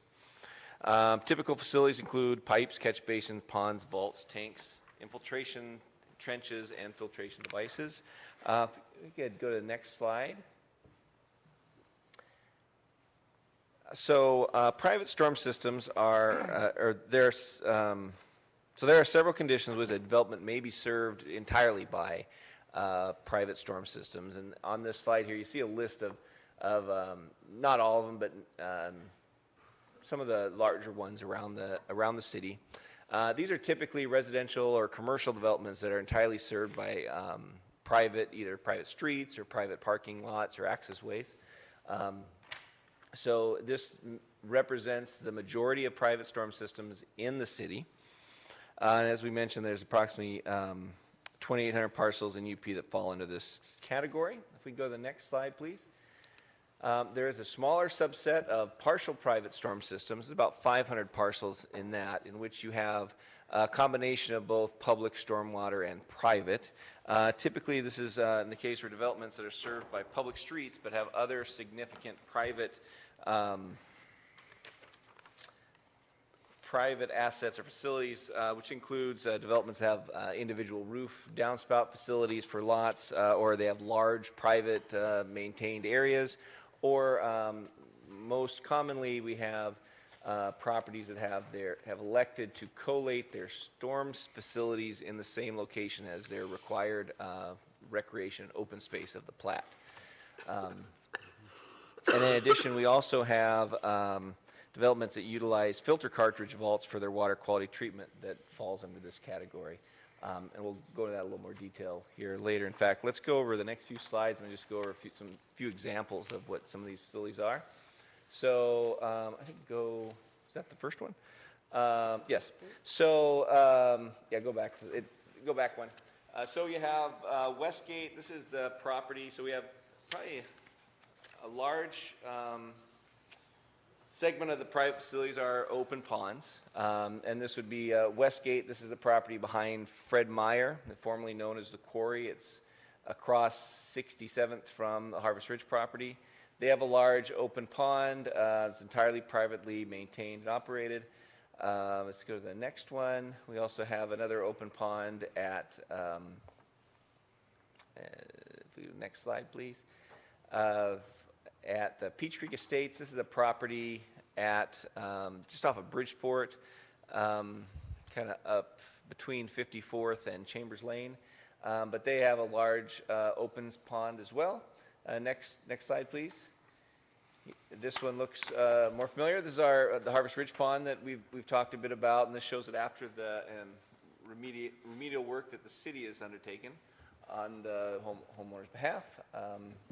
One distinction you see on the Harvest Ridge Pond is you do see that it does have a liner, but it is also an open pond. Next slide, please. So another option of an open pond, you can see this is Pemberton Creek. This is the condominium development off of Alameda They have an open pond, but they had designed it with concrete walls instead of earth walls, and they also have a big gravel or a quarry spall berm between to facilitate different kind of treatment. So various options of how you would do things. Now if we go to the next slide, I'll talk a little bit about some other things. So infiltration systems are another option that people have, and this typically would be large tanks or pipes in gravel. Here shows the system or part of the system that's going under that has been under construction in the Narrows Urban Village area. Next slide.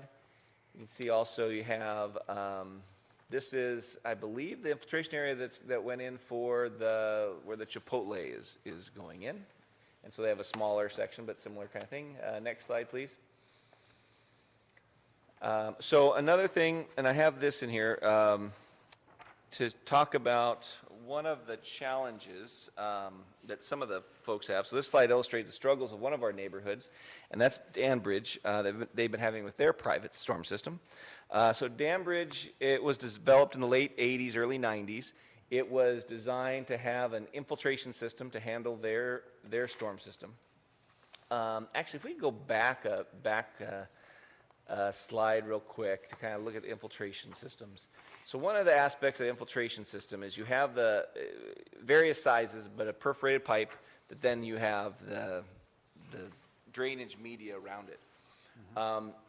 One of the issues with infiltration systems is the continued maintenance and care. If it's similar to like a septic system type of thing, where if a septic system is maintained properly, it'll operate for many, many years.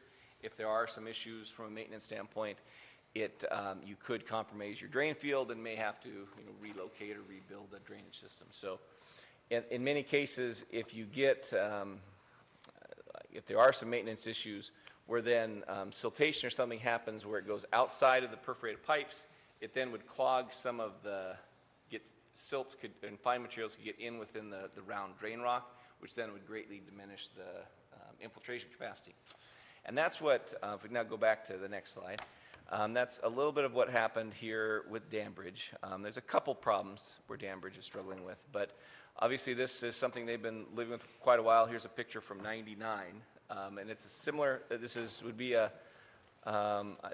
happens several times a year for them, where their system gets overwhelmed. The infiltration rate no longer can suck in all the stuff. It also was built with older development standards under county regulations, so probably inadequate engineering as well. So they have this system with the water comes in. They currently are doing all they can from a maintenance standpoint. They do their annual cleaning and everything, but unfortunately early on, 20 plus years ago when this first was in, the homes were not doing any kind of maintenance at all, which then has compromised their system, which has been a struggle for them, and it's been a challenge for them to solve this problem. Next slide, please. This just shows one of the issues in private and with Danbridge itself is, I'm going to walk up here just to show. So Danbridge is this location, and this is something that happens other locations too, but for Danbridge itself was, as I said, developed in the late 80s and 90s. There is a large area up above Danbridge, upstream of them, that was developed in the 70s. In this case, the Academy Terrace neighborhood. Danbridge, which is also, say, the case for Harvest Ridge, was a traditional drainage course. So properties upstream are required to discharge their drain, that's what the regulations are, is discharge their stormwater to the natural drainage course, which in this case, Danbridge, went right through the middle, and then kind of where you see the ponded water on the streets now, used to be a big ponded area for water to go before it would overflow eventually into the Chambers Creek Road system. Maintenance responsibilities for these type of things, and we'll touch this later. Generally, if you're upstream, you're handling your regulations at the time of, you're doing it based on the regulations at the time and place. And so in this event, there was the responsible regulation at the time for Academy Terrace was developed was to just discharge the water to the existing drainage course. when a new development comes in that modifies that drainage course, it becomes that development's responsibility to now take over that responsibility of both designing what to do with it and then how to maintain it. But anyway, let's go to the next one, if we could. And then again, so another, that's okay, this just goes back to dam bridge, but so another, just a variation of systems are, you might even have some locations where you'll have a combined infiltration system and a detention pond. So this is Morrison Townhomes that has both the infiltration system that then overflows to a detention pond. So, and I'm just showing these as, it's a variety of, there is no cookie cutter solution for storm drainage for private systems or public systems for that matter.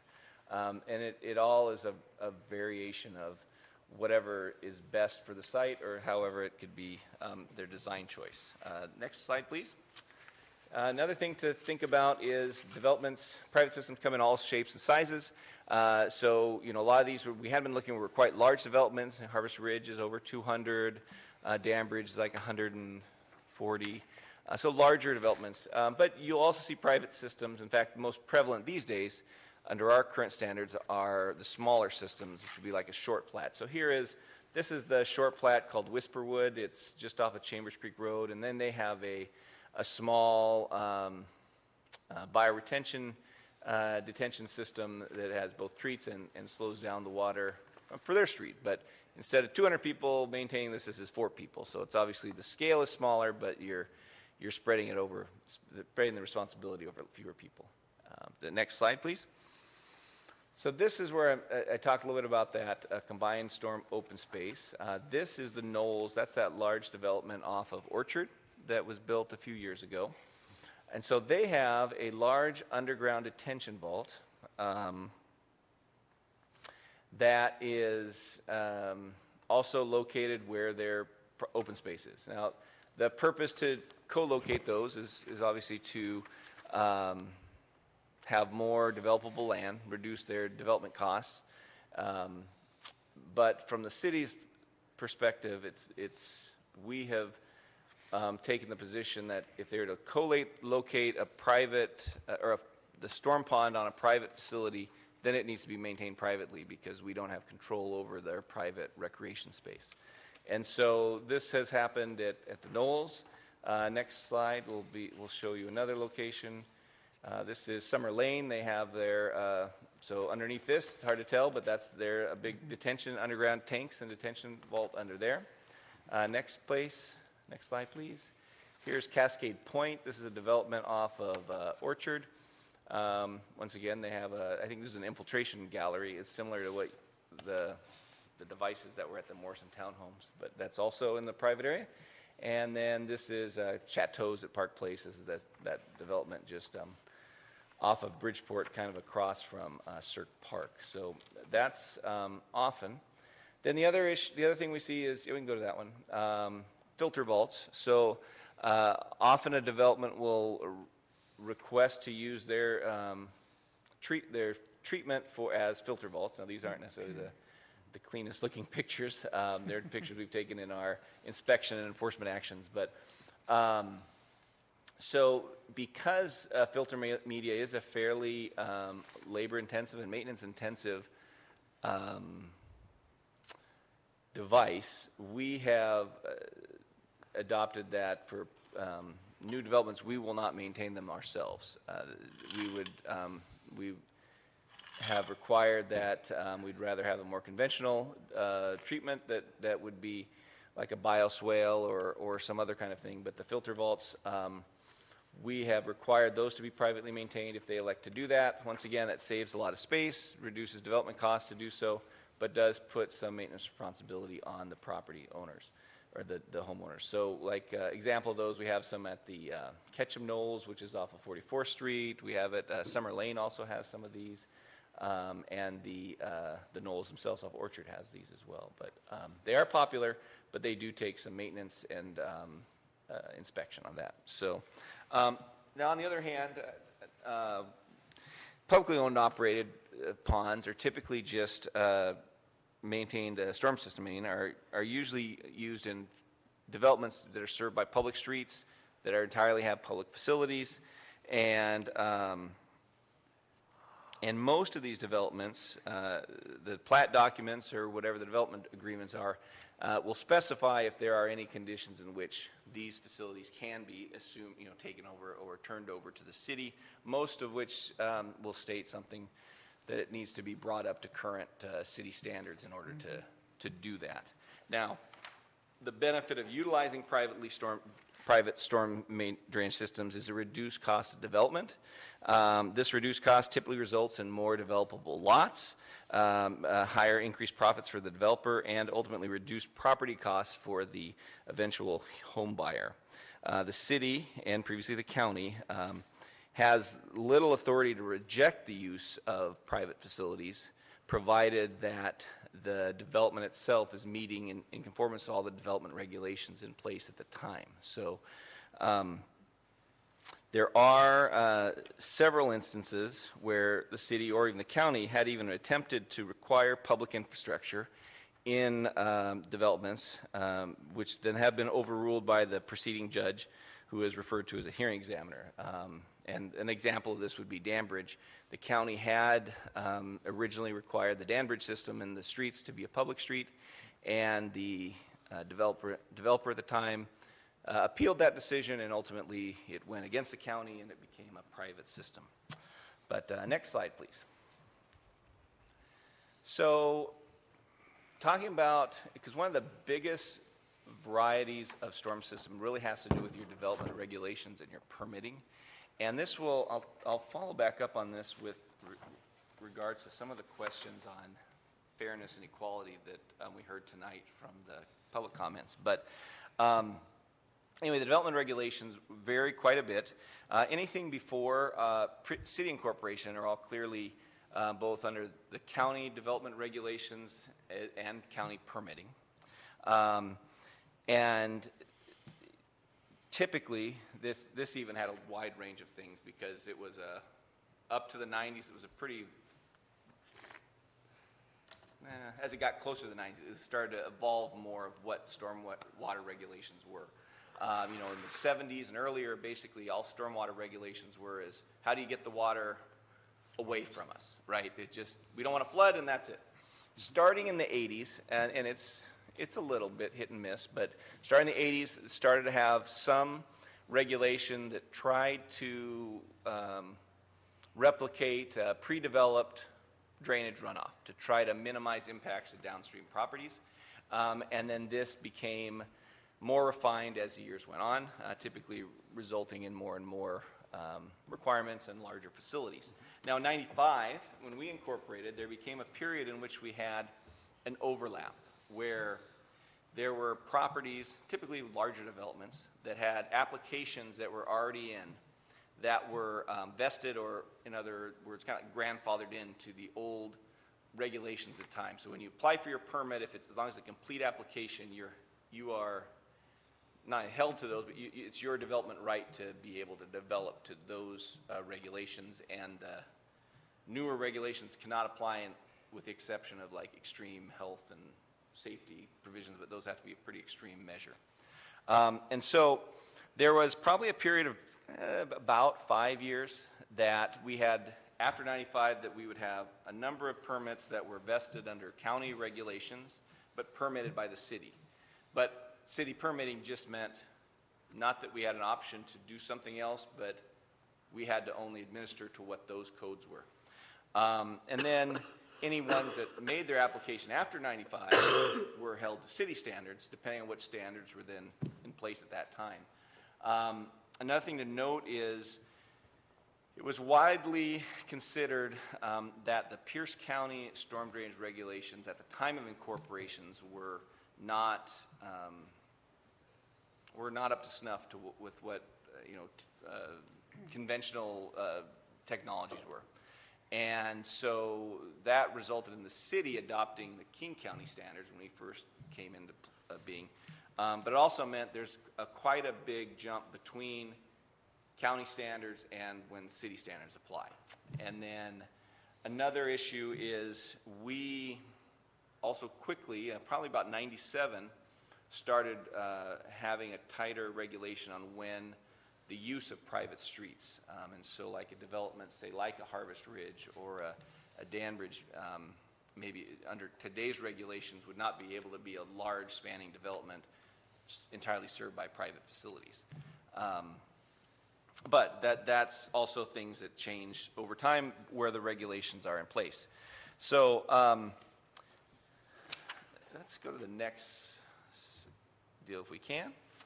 So the next, we can leave it here, but I forgot to mention, the other big thing on regulations that came in effect were NPDES Phase 2. So that was a huge thing that came mandate from the state and from the feds and then through the state and trickled down to us, that in 2007, those NPDES requirements began to apply to the city. And in particular, that affects, in this conversation, how development activities are enforced and inspected, and both at the time of development and ongoing period. So there's different criteria for pre-2007 and after 2007 with respect to that. Now we can go, this is the next slide. So that moves into maintenance, or go back to the, that's fine, that one. Go back to slide, there we go. Maintenance, yeah, there we go. I like the clicker. Maintenance requirements, so they're typically responsibility of the developments themselves that they're located, with a few exceptions, but the requirement for the responsibility are noted in one or several places. Typically it's in either our code or what the code was in the place at the time of development. It's generally on the face of the plat or binding site plan documents that are there. We typically will require a maintenance covenant to also make it clear to homeowners what their responsibilities are. There's also permit conditions that are used. And then you'll also see some requirements in easement provisions as well as HOA restrictive covenants and operating procedures, CC&Rs. Now, of these, we only control the code, the plat notes, the maintenance covenants, and the permit conditions. We control and enforce those. Easement provision, HOA, CC&Rs, although we often, like in a plat, will request to have the CC&Rs to be able to review them. We don't have any authority to either enforce or mandate they are maintained. They can change at a vote of themselves, and we're outside of that. And similarly, an easement, a private easement document is a separate agreement between homeowners that we also have no authority to control. So now we talked about how in many cases I think we can go to the next slide. This is that Danbridge one again, but that a project will modify or an existing drainage course in order to accommodate its development. In most of these cases, as we said, the properties upstream utilizing the drainage course will typically not have any responsibility for drainage unless there is some prior consideration has been made at the time of the development. So, for example, in Danbridge, there was a prior consideration, and it was an easement that said the county has no responsibility. But if we look at the pond that is in the one that's located behind Fred Meyer, for example, that one has an upstream property owner, property development, the Vintage that it's up above them, as well as a new property, Grand Ridge Apartments, is currently being developed. Now, there are easement provisions. So when the Vintage was developed, it had, now it was all developed ultimately by the same property owner. And so it was already contemplated that the Vintage, even though it was developed well in advance of the other and going to the natural drainage course, would be all part of the same system as ultimately the Westgate and then also this Grand Ridge. So they have easement in place with language that says all of them are going to be responsible jointly for the maintenance of that facility. Now, if you look at either a Danbridge or, for example, Harvest Ridge, where Mr. Bradley did say that there is upstream contributions to their system. They, however, at the time of their development, each of those systems were in place, were already draining to the natural drainage course. Many of them, as Mr. Bradley mentioned, had their own storm facilities that were handling water to some extent, with then overflowing to the natural drainage course, which became Harvest Ridge. But the Harvest Ridge plat documents specifically say those properties are excluded from maintenance responsibility of the new private system. So and that is more typical of what you see, but so it's typically how, anyway, it's not an issue so much of fairness, but how the development is, what the regulations place and how it is, what is the nature of the development and drainage course it's modifying. All right, next slide, please. So just construction inspection in general. City has a duty to inspect. Oh, wait, do we We have a question, I believe, from Yeah, go for it. Keel. Is this a good time for you? Yeah, we can do it anytime. Councilman. Great, thank you. And thank you for that whole discourse about, because we heard the public comment about the upstream and that. And so I think I followed everything you just said. And it sounds like when the folks at Harvest Ridge, this is the maintenance covenants that's on the face of every document. Did all 200 and whatever many citizens have that maintenance covenants on the documents they signed when they bought their property there? So for Harvest Ridge, all of them, and it's a little, so it was developed in 2 phases as well. One with, so it had the northerly section, so the section that's above where Alameda is, or to the north of Alameda, was developed first. They actually even built a separate storm pond that then got rebuilt with the second phase. So their plat conditions do say they're responsible to joint the maintenance of the new facility, and it's their responsibility. The maintenance covenant, the city maintenance covenants that between us and Harvest Ridge, it is specifically between us and Harvest Ridge Phase 2. So everyone in the second phase has the maintenance covenant attached to their property. However, both phases have it documented on their plat documents that are attached to their property as well. So they're responsible for that. Yep. So and that's just a varying, because each of them is slightly different development regulations applied at the time. But only slightly, I guess. But they're both clear on that they're responsible for the maintenance. It's just we have a agreement in place for the properties in which the storm pond ultimately was built, that they're responsible for. We can bill them without taking an enforcement action, which we'll touch on that, how that works.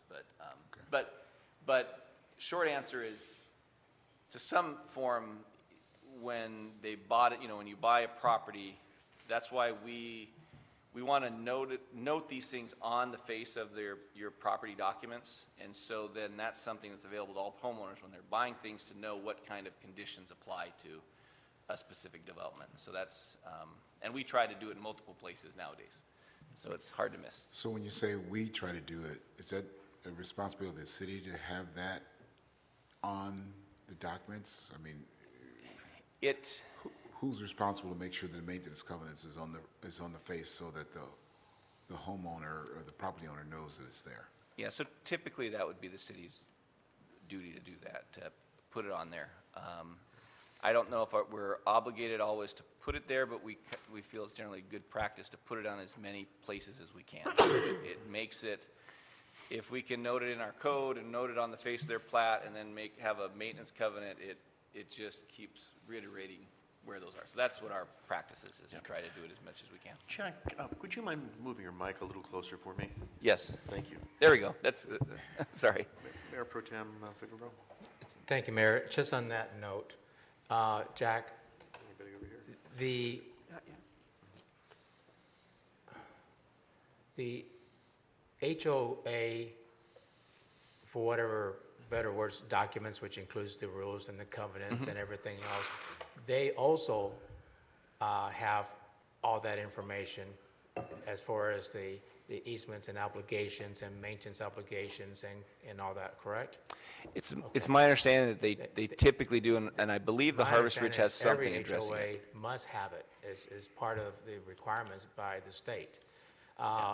So if they don't, is not right. Yeah. I mean, they have to, by the state requirements, what they have to disclose when somebody, so that being said, to kind of help with this, Yeah. is that at a minimum, even though they may be layered throughout certain things, even like the survey, the plat, they all have little notes, but the HOA, which is one for sure, most of them might not see a plat or something else or a survey, but they certainly will see an HOA. That's part of their responsibilities to review and accept and sign off on. So it'd be very hard pressed for them to say they didn't know. Thank you. Jack, do you have a little bit more for us yet? Yeah. So let's just talk a little bit about. Excuse me a second. Do you have a hand up? Oh, yeah. Yeah. Cool. Councilmember Plesky. Yeah, thank you. Well, since we're talking about the plat of the Harvest Ridge Yeah. in particular, the HOA wasn't in existence when the developers established the HOA to sign off on it.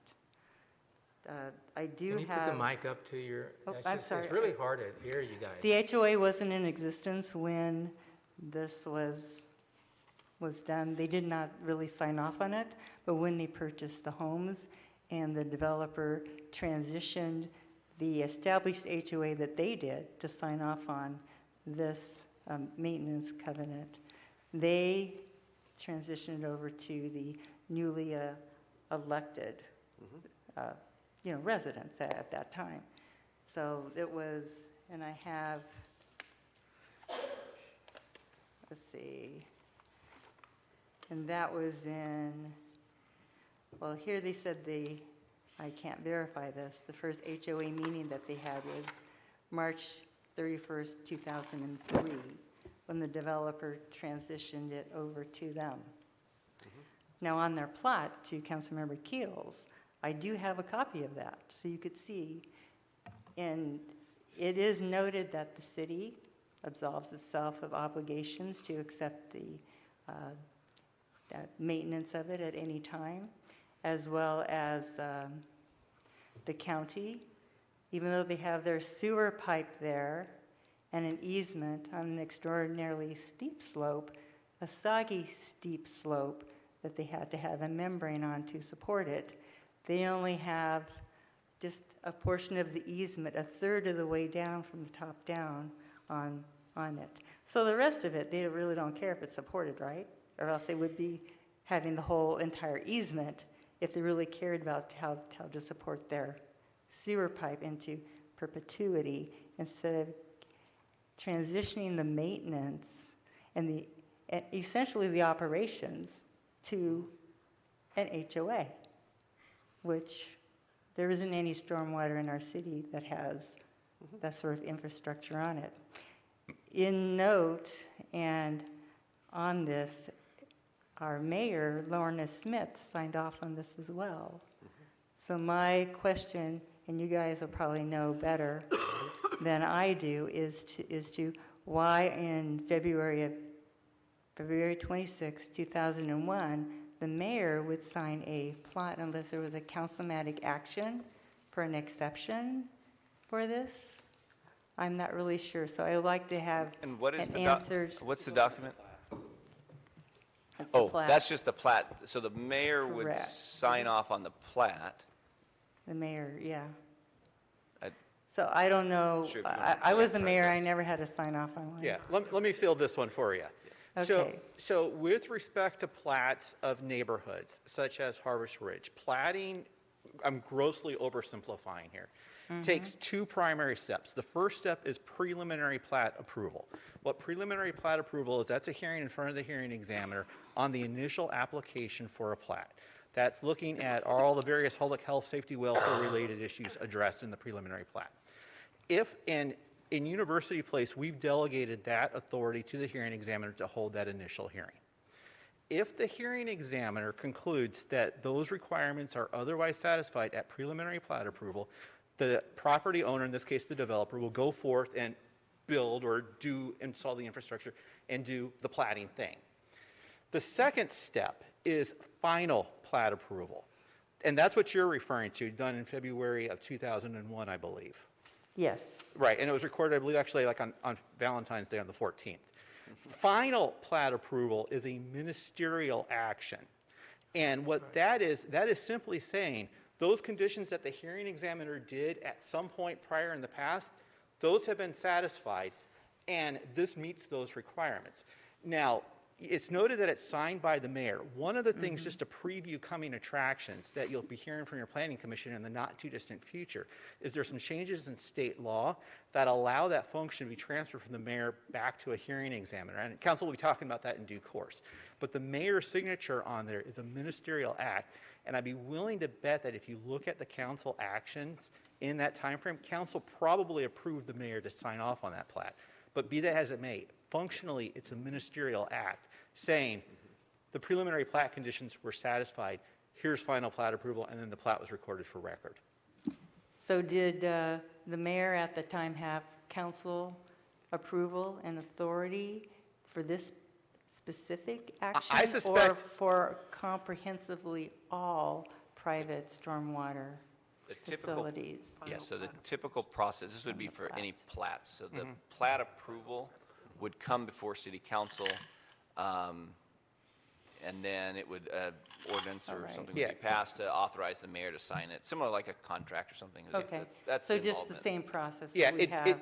If yeah. the mayor ever signs it on behalf of the council, all the council had to been, I guess, in a consent agenda or in... I think we've done 2 in the last 5 years. They're typically on the consent agenda, and final approval is required. I think it's within 30 days that we're notified that they're ready for final approval. So there's no degree really of discretion to say, you know, that condition that the hearing examiner put in several years ago, we'd like to change it. You can't change it. The time for that has since passed. Okay. And I'll just pass this along to council just in case they want to... Curious to see the verbiage on this, because it's very interesting on Pierce counties, especially since they have their public infrastructure that has hundreds of thousands of gallons per day of sewage discharging through a 7-foot diameter. 6, but yes, close. 6 foot? 6 foot, sorry. 6 foot diameter storm, which is, I think, the primary reason why we had to take eminent action at this time. And actually, there's a couple of, and I'll get back to that. Okay. But there's a number we're of jumping ahead. Yeah, and there's a number of misconceptions that I want to address at the end of this that I want to clarify.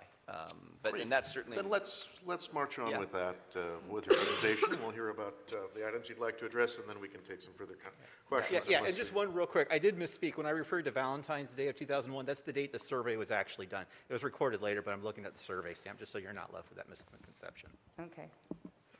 So construction inspection. So the city does have a duty and responsibility for inspecting and enforcing all private storm systems, because that was a question of what that is. Now, when they're permitted by the city, and up through a completion of basically 90% of associated residential lot development within 2 years of system construction. But generally, we inspect and enforce everything under a permit that we do all the way up through it being completed.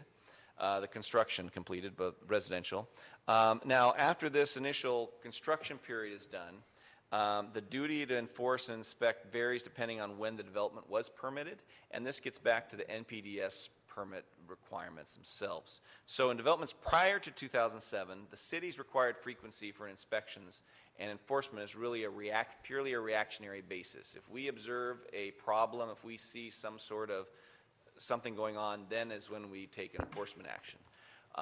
On developments after 2007, the new requirements from NPDES is we now have an obligation to go out and annually inspect at least 80% of facilities that had been permitted since 2007. And I know that, I just want to point this out because that was a question I know I've heard from some of the Harvest Ridge folks of, well, how come we didn't know about this sooner? How come you didn't tell us these things, right? And ultimately, Harvest Ridge is an older development, and we just don't have the staff capacity to annually inspect everything out there. We'd love to, but it's a staffing thing, right? And so we have to, the issues at Harvest Ridge are the reactionary type. Question. Councilmember Keel. Thank you. I'm sorry, this is what I've been waiting for, so that's why. All right. So am I understanding you to say that there was a responsibility on our part to tell folks, homeowners in that area, about something that they didn't know about, that we should have told them before they got into this, and now we didn't tell them because we didn't have staffing? No, the issue this is not, it's more. That's what I heard you say. Yeah, I'm sorry, I apologize if I didn't, wasn't clear on that. It's, if there's a problem, we are not responsible to go out and tell them every year, give them it's not like the health department that goes and does a assessment of a restaurant or something like that and say what you've done wrong and how you have to clean it up. We're responsible to, if we see a problem, notify the property owners and then take appropriate actions to correct it, and that's what we've done with Harvest Ridge. Newer developments, we have that under NPDS. They're making us, whether we have the staff or not to do it, go out and do those annual inspections. But for Harvest Ridge, it's a reactionary basis. But ultimately, we have done our part, at least as much as we can, in notifying them based on their plat documents and the maintenance covenants that they're responsible for things. Right. It's just once they do it, and like, for example, with this LACE action, we first discovered the issue in January. We met with them the day after we saw the problem. We called them. We had a meeting the very next day and said, this is a problem. You guys need to address it.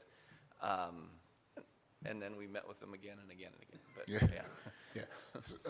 So, okay, thank you for that, and thank you for clarifying that. So I'm still back to my point, making sure that if I was a homeowner, if I bought a home in Harvest Ridge, when I sign my name on that contract that says, yes, I'm locking my family in for the next 30 years at this rate, on that document, it said that, oh, by the way, you are one of 200 people that's responsible to take care of this pond.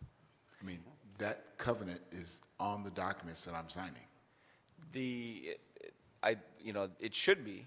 We don't have control over but it's on the plat documents that they have. Usually, a real estate action would have, and for at least Harvest Ridge 2, the maintenance covenant. The additional thing we did as a city is attached to each of their parcels as a recorded to their parcels. But I don't know if Matt has a better answer on so that. Councilmember Kill, in answer to your question, when you're buying a lot, whether it's in the Harvest Ridge subdivision or any other subdivision, what you are buying is lot X of the subdivision of Harvest Ridge or any subdivision USA has recorded in the case of Pierce County under auditor file number 12345, whatever that might be. That 12345, to use my hypothetical, is the plat. On the face of the plat, it's those conditions that we're referring to. In addition, hopefully your title company is pretty good because there's a number of exceptions in there that will say that there's some exceptions. Among the exceptions that you will frequently find, Jack's alluded to one, which is the maintenance covenant. Among those other conditions that you will find are the CC&Rs that will say, hey, this is also subject to CC&Rs recorded under 4, 5, 6, 7, 8. And may be amended depending at what point in time. The most purchases of residential real property in the state of Washington that are done by statutory warranty deed, you get the preliminary title report. As part of that's in the big stack of papers you get as part of the closing of the real estate transaction. Those frequently will include the plat, the CC&Rs, and any other encumbrances identified of record. But as Jack was talking about, we cover it in multiple different spots. The plat, because that's what will define and how that description of property is legally defined, lot 1, 2, 3 of subdivision of whatever, has it there. Okay. So the answer to your question is yes, it's there. And that is what I'm looking for. So when I hear you didn't tell us, we didn't know, you council members are bad because you kept this a secret. I mean, I take acceptance to that because any adult that is buying, again, I bought a home in University Place. I just do the same thing. I read every piece of paper, and if I didn't know something, I said, what does this mean? It's incumbent on that adult signing that document to know and understand what they got themselves into. So I guess, Colin, I just take exception to being the reason why they owe this piece of thing, because it clearly isn't something that resides with us. I mean, they had to have known when they bought, they should have known, because it was in every document that they bought. Oh, and to further that point, if it wasn't, that's not a City of UP problem. Exactly. That's somebody who sold it to you problem or a title insurance company problem. Absolutely. Or property maintenance. Right. All right. So, Councilmember Wood, you had a question? Right, just a quick question. Is there a public benefit? I'm sorry, I didn't, I thought Councilmember Keel was done. Did I cut you off? No, you didn't. I'm good. Okay. Would there be a public benefit to expanding your inspection capability to pre-2007 properties? If so, what kind of FTE capacity would you require to do that? And would you think it'd be worth it? And is there enough benefit from doing those inspections that we would want to do that, something like that, or consider it in the future? I think certainly that there would be a benefit. I think we'd have, I think there's probably other things in line priority-wise for us. Okay. It would be my feel, but there certainly is a benefit for it. And then we can. I'm sure there's some benefit. My question is there sufficient benefit to try and, absorb the cost of an FTE for the rest of the city's taxpayers? I'm just curious. Probably, if that would and from a scale, probably we'd be talking about an FTE, probably, from our size, the city. But okay. Yeah. Thank you. Councilmember Belisi, you had a question? Jack, your report and information you provided was very thorough in providing the overview. Now, I know this is something that a developer negotiates at the time of plat approval. What is the benefit to the developer to have a private storms pond that requires a higher level of maintenance and understanding of a system than a typical HOA would have? How does it benefit the homeowner for a developer to go to the route of a private storm system versus a public system? Yeah, and typically the storm system and your street network are tied together in most cases. And your biggest benefit would be your reduced cost of development, which would, from the developer, more lots, the bigger the profit from his end. But for the homeowners, the buyers at least, ultimately that does have a reduced cost to buy in, essentially. Now you have more liabilities with that, so those may offset each other. But that's a general balance. Another thing, some folks neighborhoods and private streets like to have the more control over their streets. So, for example, Danbridge is able to gate their community because their private street. Harvest Ridge, they have kind of more abrupt like speed bumps, so they can help control speeds, more stringent than what our standards would allow. They typically have narrower streets. They may not have as many. They wouldn't have sidewalks or at least as many. Like I think Harvest Ridge has it on one side, but not both. So it's just it's either more control and reduced cost of development are the two benefits. Now, as far as the vested properties, I was on the Planning Commission at the time Harvest Ridge Phase 1 was platted, and I remember the report from David Swindell at the time to the Planning Commission about the problems and concerns we had with it being vested under Pierce County regulations. What type of control do we have when we have vested properties? Do we have any say-so or any input on any of those regulatory things? And I'm asking this just for the record, so that it's there. So our authority is limited to, and this actually ties a little bit back into some of the questions on fairness, because because everything's different. For us to be fair in the way the law and the regulations say we are to be fair is we need to enforce the regulations in place at the time that the development has the development rights. And that's how State law requires us to be fair in a sense. And outside of that, we have very little authority. We can only do what's imposed by those regulations at the time. And so it's our both restriction and obligation to approve things consistent with whatever governing regulations are in place. Okay, my final question is, for those developments that have private retention ponds, and the HOA decides that it's a headache and they just don't want to do it anymore, is there an avenue whereby they can deed that to the city for maintenance, and what would that entail? Typically, the plats themselves will have some sort of provisions, and they, like in the case of Harvest Ridge, or most I've seen, they are specific to these could be turned over to the public if all of the public facility, if all your streets and storm drainage are brought up to current standards, not just standards that are in effect at the time. And so that's the mechanism that is not only conventional, it's what's on the face of the plat, so what is the requirement for those specific properties. So they'd have to bring everything up to code at an additional cost to the HOA. For that. Let's quickly go through. If that, okay.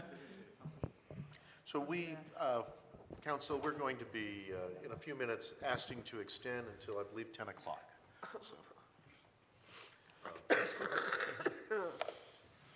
All right, so enforcement. So talking about enforcement and what are some of our tools and mechanisms we have for enforcement. So if we go to the next slide, please, and maybe one more. One more. There we go. So there are mechanisms we have for enforcement, and we are required both under state law and also now our NPS requirements to have mechanisms in place to enforce private storm drainage systems. As well to ensure proper operation and maintenance of these systems. These provisions typically take the form of permit regulations, of code enforcement actions, and also provisions under recorded maintenance covenants. So under permit enforcement, the way we can take enforcement actions are using financial guarantees, which are basically like insurance policies that we have access to if a development doesn't, we can default if a development doesn't perform what they're supposed to.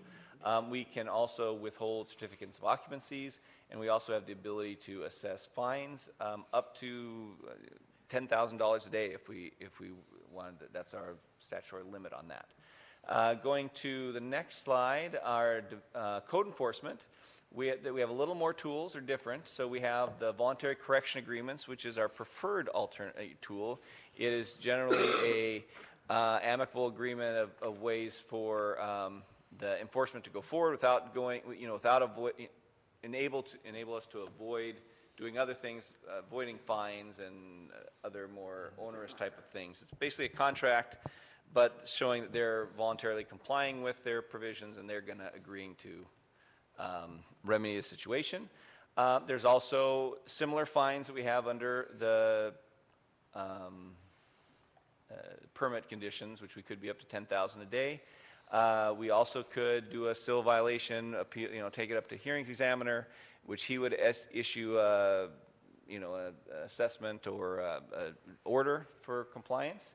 And then if that didn't work, then you could also go up to a formal court action like a lawsuit or something like that.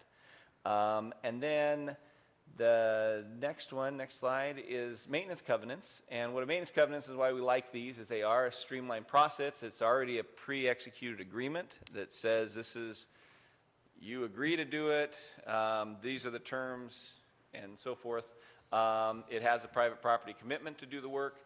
It gives the provisions if the city has to go in and perform work that we can recover our costs, both our costs as well as attorney fees, and it also has a provision in there that we would recover 12% interest on any kind of monies expended. Let's move to the next slide. Oh yeah, go ahead. Matt, the 12% interest cost, Is that stipulated in our code at 12%, limited by our CW, or is it related to a benchmark such as? The benchmark, let me start with your benchmark question. The benchmark question is that historically has been the statutory interest rate on judgments in the state of Washington for a number of years for non-tort. So whether it's in the code, I can double check the code, but that's where the benchmark typically you'll see for judgments is at 12%. You're telling me it's benchmarked in the RCW? It's benchmarked in the RCW. There's a formula that they set forth, but historically the formula has come out at 12%. Thank you. So please continue, Jack.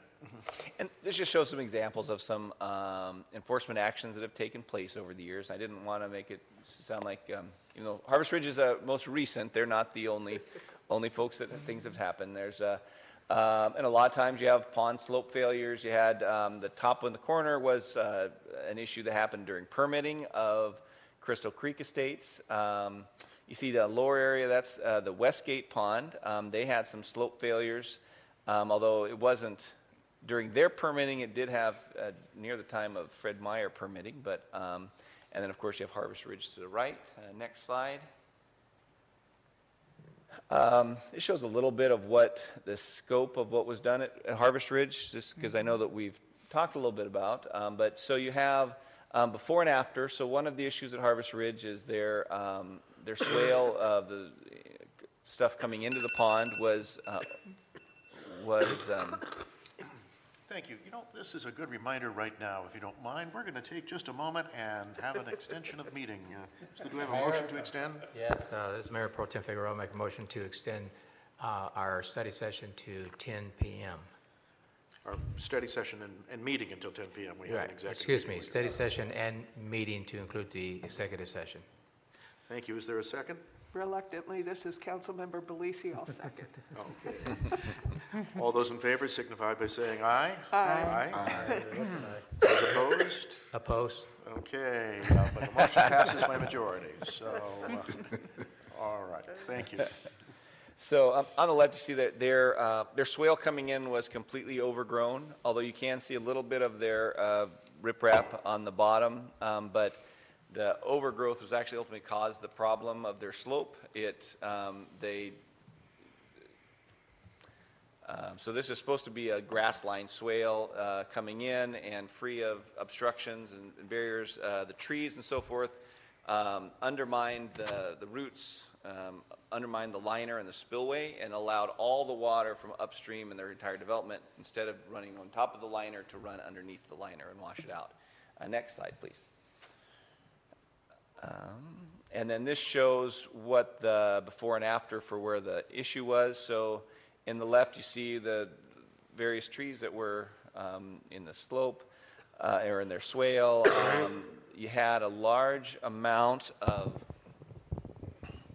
sediment accumulation down here. It was probably about 4 to 6 feet of sediment that was all on the base of the pond. It kind of this level here, about where you could see. And then this area entirely was, this was a big trampoline and was undermined probably about 6 feet gap underneath that liner, and then the liner was ripped as well. Did that diminish the capacity of the pond? It did. And that's one of the things in the kind of the misconceptions of what the necessity of this action was. Yeah. But let's see. I think that's probably a good way to. I think we can kind of talk to that. So under each of these scenarios, the city is authorized to step in and perform any needed repairs in order to protect the public health, safety, and welfare, and any costs incurred, the city would be, could recover from the private property. As Mr. Bradley did mention tonight, and correctly, is the Harvest Ridge Association did request the city to step in, take the action, and bill them for the costs.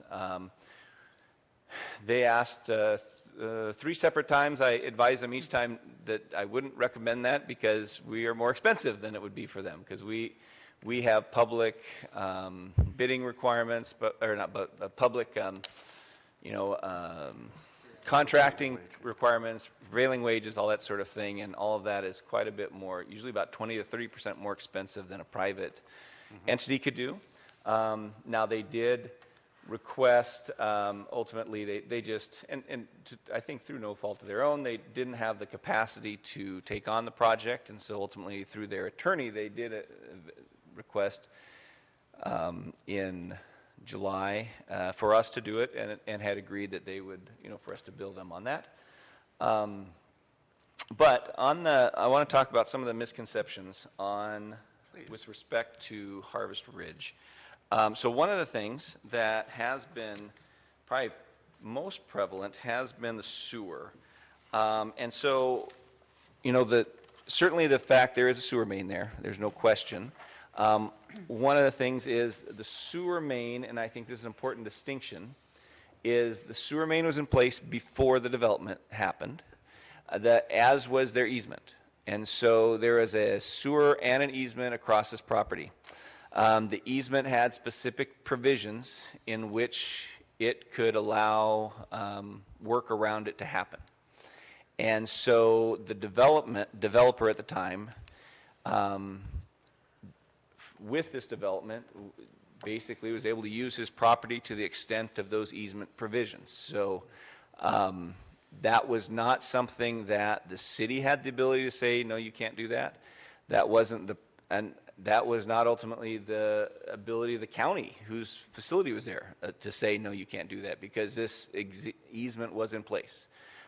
They did request the liner be put in as an addition. The county did as an additional protection measure of the slope. That mostly was in response to a construction issue over the winter before any of. So when they first developed Harvest Ridge, they just did mass grading, and then they had to shut down for the winter. And then that winter, because you had all the water from the northern part of Harvest Ridge and the upstream folks, but mostly the northern guys of Harvest Ridge, dumping onto the property, they did have a big storm event that did wash out the pipe and actually expose the pipe a bit. It didn't break the pipe, but the pipe was exposed. And that led to the county, in the restoration of that slope, then the county had then required that a liner be placed to prevent that from happening theoretically in the future. But anyway, so from a standpoint, is the sewer line, was it, is this pond slope supporting the sewer line? Not necessarily. The sewer line's there. It's allowed to be built at the slopes that the easement that the county has provides for. There's a minimum 2-to-1 slope that must be maintained, and a distance from their pipe. All those things are allowed, but none of those are the responsibility of the county to maintain. It's always of the property owner if they want, and ultimately, it is we talk about the property owners and the HOA. The way the process always works is the developer is the first HOA, right? They form the HOA. They are the HOA president for many, many years, and then they eventually turn it over to the actual, the eventual HOA. But they form it themselves initially. That's just typical of how HOAs in the development process operate. Yep. But anyway, so the sewer line itself, so the pond was constructed in the vicinity of the sewer line, but I've heard it repeated by the homeowners that, if this sewer line wasn't here, none of these problems would be, that we wouldn't have taken any of these actions, which isn't true. Because although certainly the sewer line provides additional risk if this failure would have continued to be allowed to be abated, unabated, certainly, if we looked at those previous enforcement actions, whether it was the quarry or the Crystal Creek Estates with their pond failures, none of them had a sewer line in there, yet we still had to take the same actions. Now, they did it themselves. We didn't have to, go in, but they took responsibility, or were in a position that they could. But so it would have been a risk if we wouldn't have taken action. However, we still would have been required to take action because the slope failure itself was causing erosion, was causing sedimentation at the bottom of the pond, and would have been a direct violation of, it would have gone, that sedimentation overflows, this goes directly into Leech Creek, a salmon-bearing stream, so it's a very sensitive water body. So from a salmon-bearing stream perspective, erosion control, that is something that we're required in MPS to maintain, to regulate and enforce.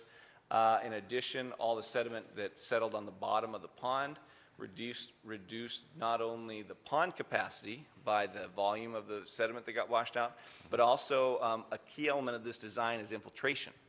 Because there's not only, so the bottom of that pond is also designed to infiltrate a certain rate, and by having sediment-laden material on the bottom, it greatly reduced their infiltration capacity.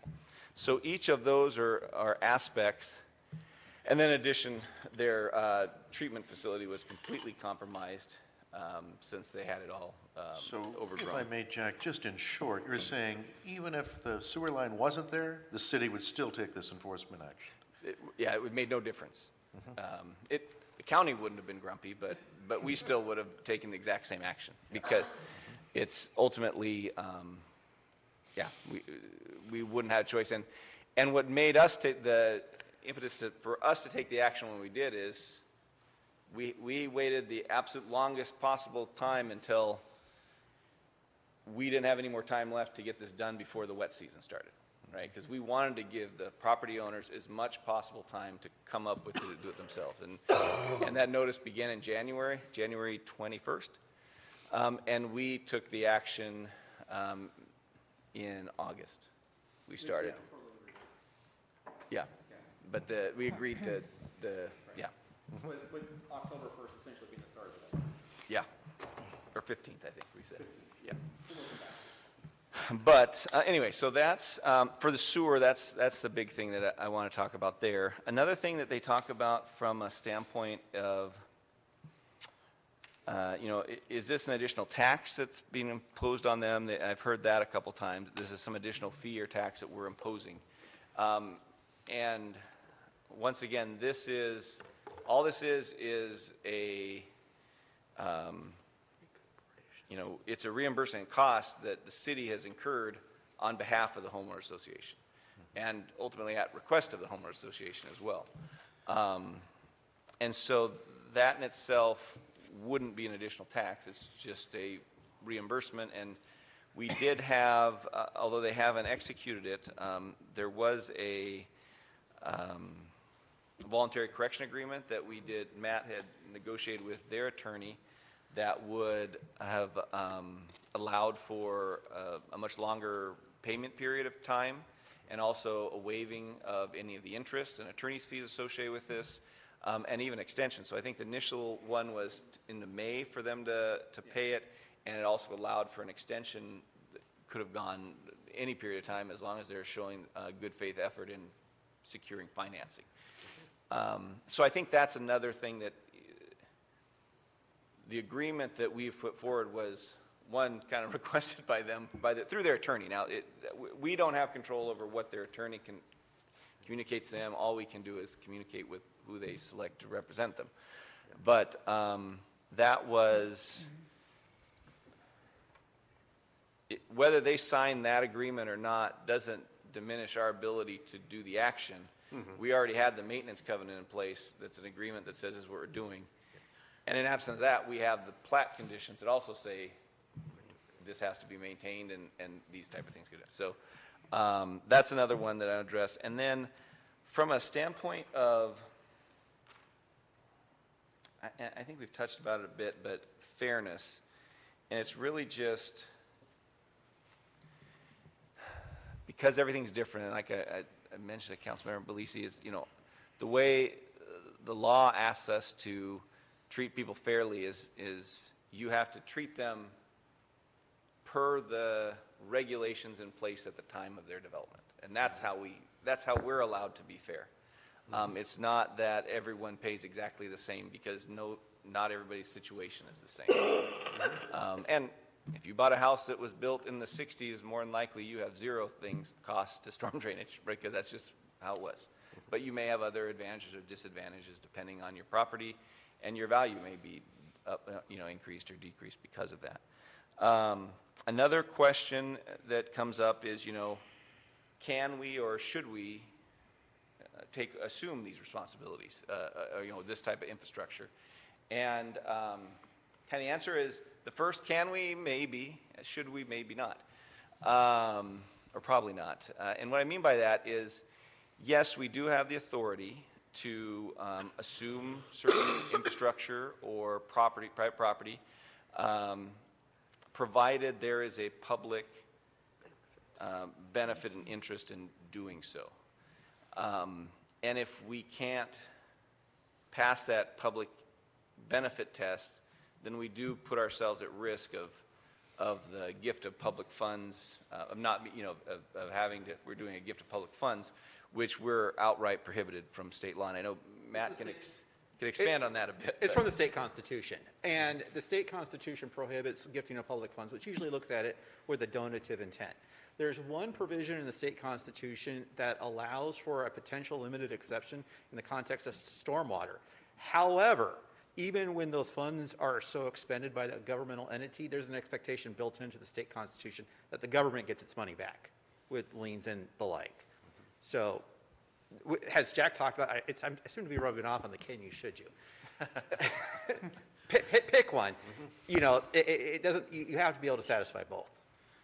Yep.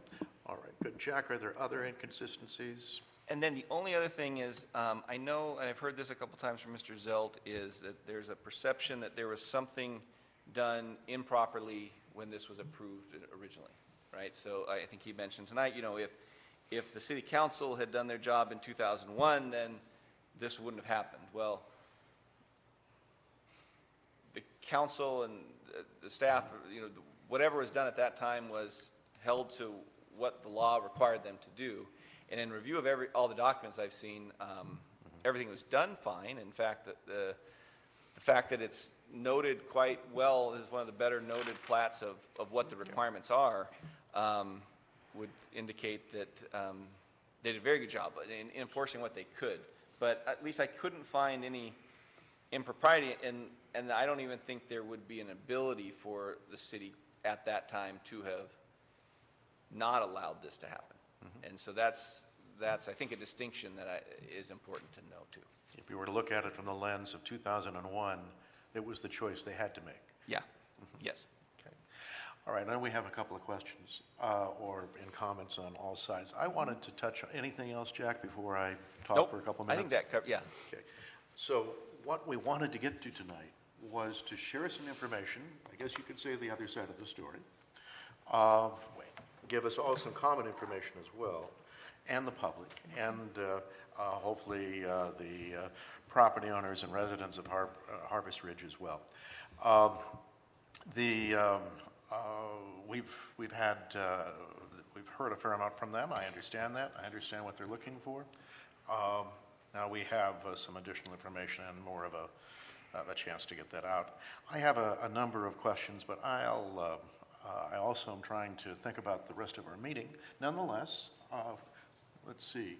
I think I saw Mayor Pro Tem Figueroa before I saw Councilmember Keel, who would be coming next, and then Councilmember McCluskey. So, all right. Okay. Thank you, Mayor.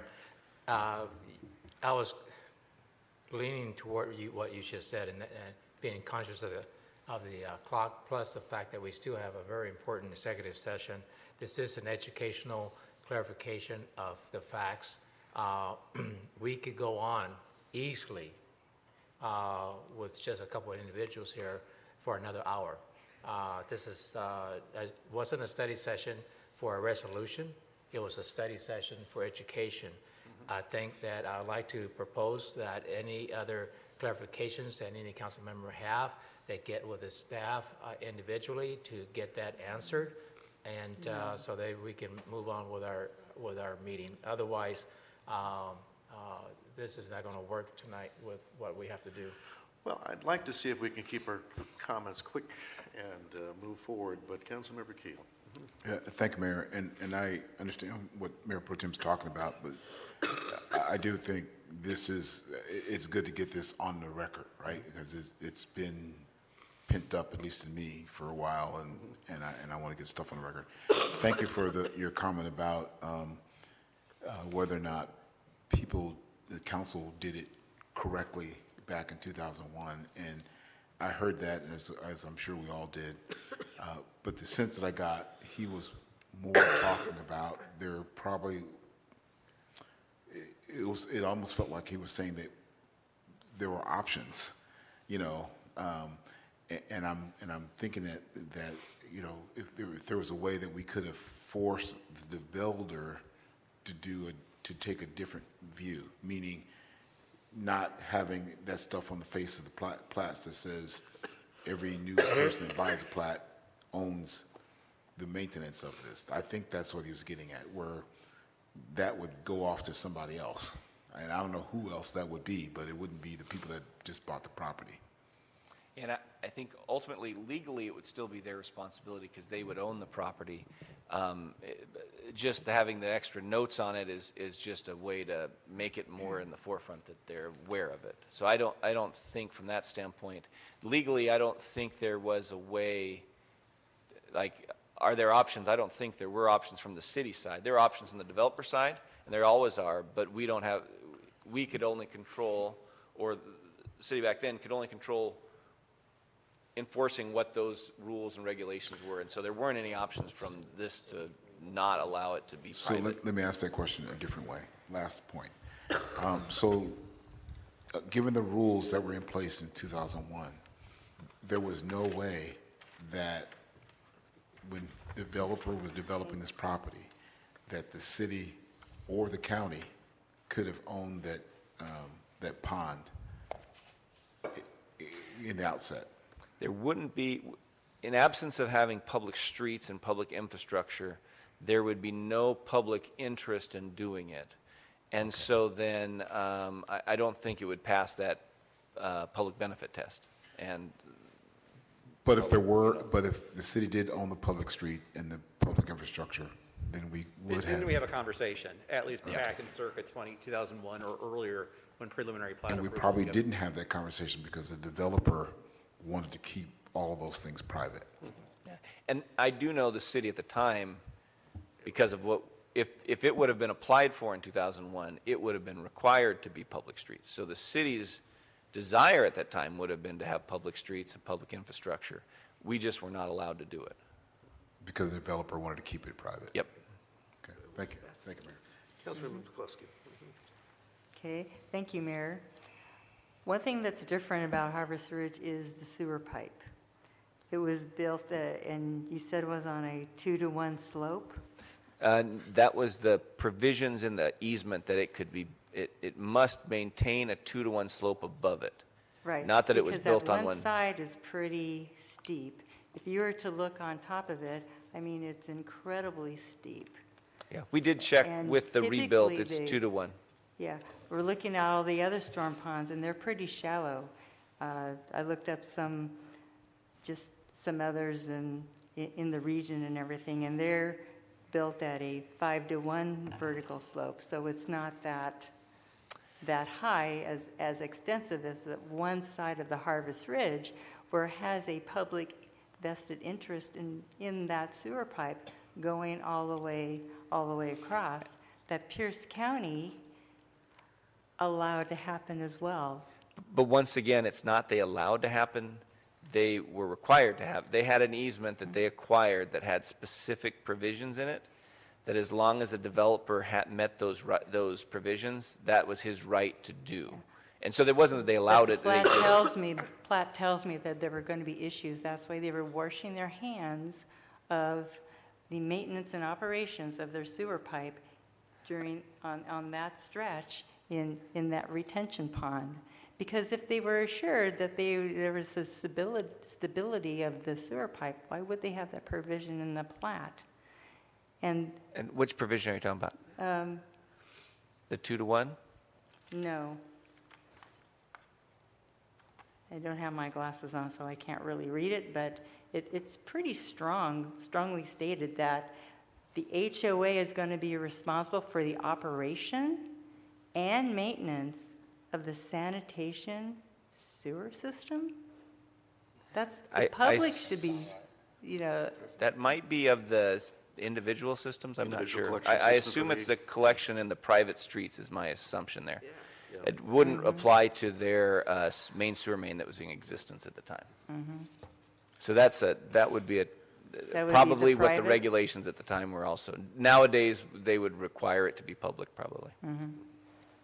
okay. So going into the future, because they're at where they're at, that slope is still concerning because of the angle of the slope going down, the sogginess of it, the water runoff, and it'll probably fail again with that public infrastructure on it. So what can the city do to help protect that public infrastructure, since Pierce County is not stepping up to the plate to protect its own infrastructure from collapsing knowingly, because we weren't inspecting it, but they were inspecting it, so they had to have seen the deterioration of the slope over time, not just in the past year, that they notified you because they didn't want to have the strong hand authority, they gave it to the city to do instead. And ultimately, it's our authority because of the storm drainage pond. And I think it's an important distinction is the pipe itself did not have any contributing factor to the failure of the slope. Right. And the slope would not have failed other than, I want to be careful, I don't want to make it sound too inflammatory, but, the lack of maintenance by the homeowner association. And you don't see, and to their defense, they probably didn't have good advice from their property management company. They should have known what type of things you're supposed to be maintaining. But, just like Mr. Bradley said, he used as an example of them being, amenable and compliant, and it's true that if the city identified an issue, they took care of it. But how these systems are supposed to work is they're supposed to be maintaining them, not reacting to a complete failure, right? They're supposed to keep them free of vegetation. They're supposed to not let it become overgrown. They're supposed to be monitoring it to make sure you don't have your entire storm system. I mean, the only reason the slope was soggy is because they undermined their entire conveyance system because they let the whole thing get overgrown. Now, they didn't have, they were not advised properly probably by the people they were hiring to manage the property. And unfortunately, I think they have found someone new to do that for them. But ultimately, that doesn't waive them of their responsibility. And the slope itself, the fact there's a sewer there it's there, but as long as the pond is properly maintained, there is no risk to that sewer facility. And so that's where it's difficult for me to recommend a public benefit from that standpoint, because the requirements and the provisions are all in place to have it adequately, that this is how you maintain it and everything will be protected. And if you maintain your slope, and if, let's say, the Westgate across the way, they have 2-to-1 slopes as well. And if their slopes were to fail, But they're not as high as that. it's a little lower, right? But also, if you look at, if we go back and look at their pond, they do an excellent job of maintaining it. They don't have trees growing in their pond. They don't have trees growing in their swale. They are maintaining it, and it's probably not because the HOA knows better than the others, but probably they had someone advising them better. They had folks helping them out. But that's the situation. Hopefully, what we would like to do in this situation, so we will give them, the clear engineering report of what needs to be done, how you should be doing it from now on, and so there's at least to clarify any questions they may have, and we certainly are available to answer. Are we going to have oversight over the we can request them to provide us. For we yearly inspections, or we can. It's every a staff. other year? Yeah, it's What a are we staffing gonna thing. do? So we could go out. It's obviously very prominent to us. We'll we'll keep an eye on it Because this is quite expensive and is quite onerous and but on all of those homeowners at this point in time. And it seems that they were trying to do their due diligence and something got behind the curveball and it perpetuated into this extraordinarily expense to them at the risk of losing a public infrastructure with their sewer. So because of that, I would think that maybe public officials will ensure that the slope doesn't deteriorate in the future after this crisis event that we had. I mean, it's a catastrophic event that occurred. Certainly, but I do think I want to be clear that it didn't fail because we didn't I understand. do something. I right? get it. I get it. They get it. Yeah, They or get didn't, what yeah. the president said. We were trying to maintain it, and they missed the boat, right? Yeah.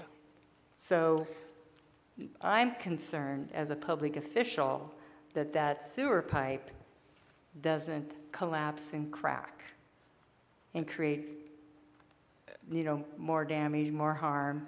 And so if it does collapse, is the HOA going to be responsible for that? So repair and maintenance? I'm just being hypothetical. You don't. So I To guess prevent that from happening, because Pierce County eventually goes through and repairs and maintains their pipes, right? Sure.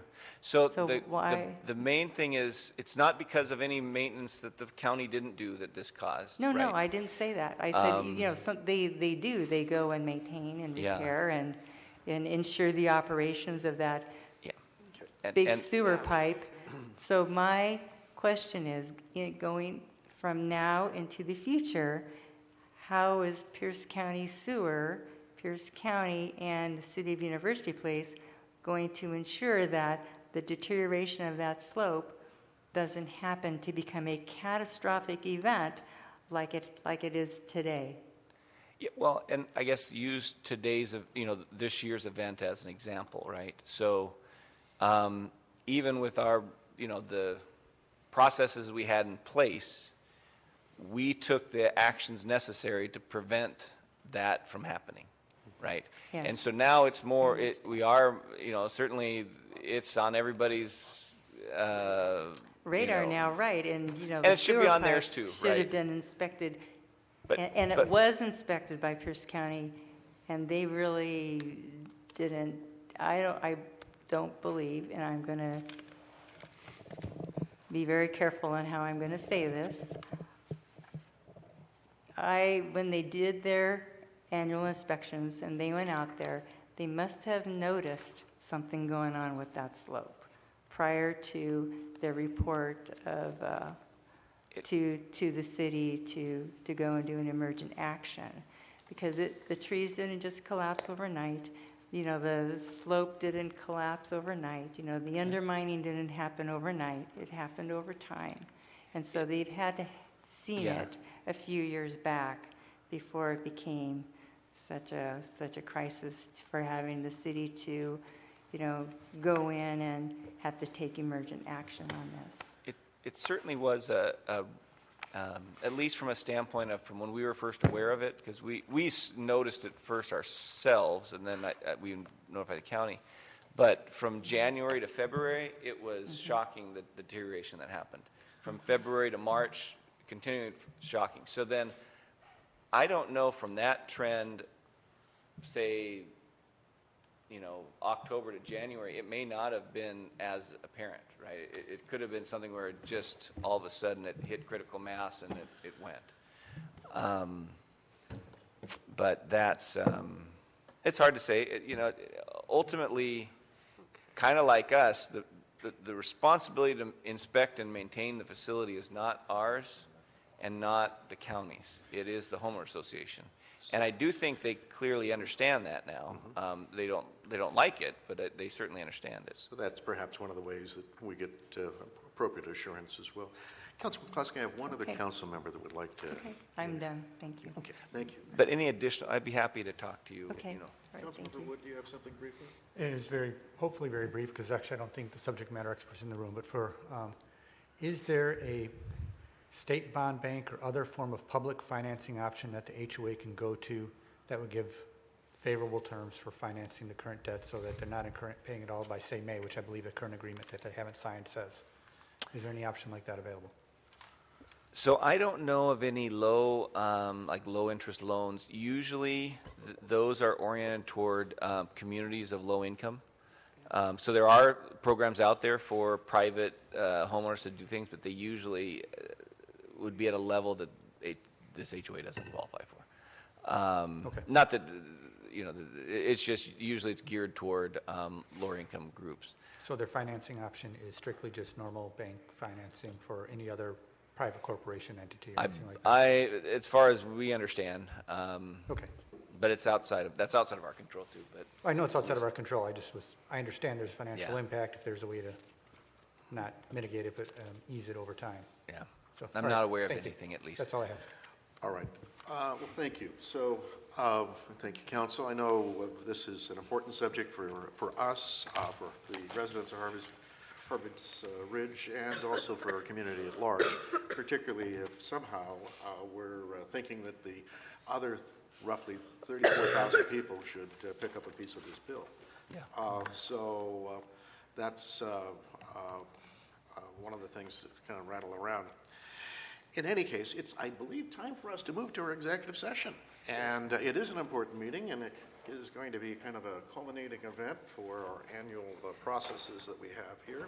If I could just do a really quick, just so you guys, Please. because we're talking about where we are, the status of this, because that was also shown, have we billed them yet? And we have not billed the homeowners association for the costs yet. We still have not. We're waiting till we have a complete package. We've told them what the estimates are. We have the construction costs. We're still waiting on the final engineering reports to be done. So until I have the final dollar amount, we're not going to send a bill out to them. So, and then, just so status.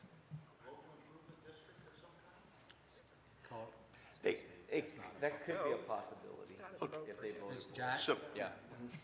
oh, sorry. Yeah. Thank you. All right. Very good. So that's their current status, and appreciate that. And now we can move into our executive session. Thank so, at this time, City Council will recess to executive session for the approximately 35 minutes. I'm sorry.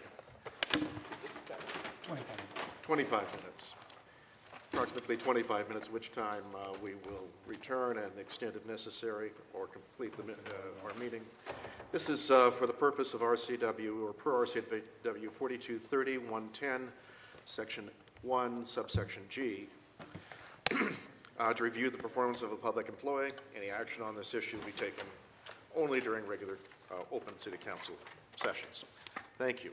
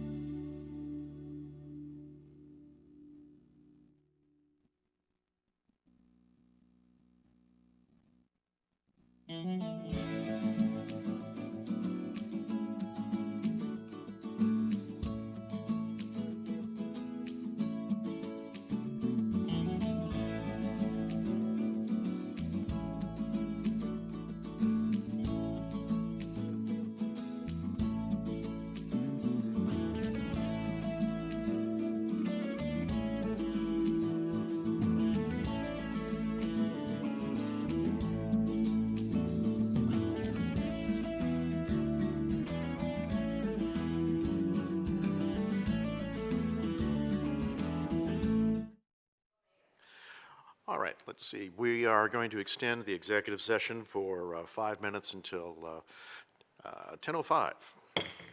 Thank you.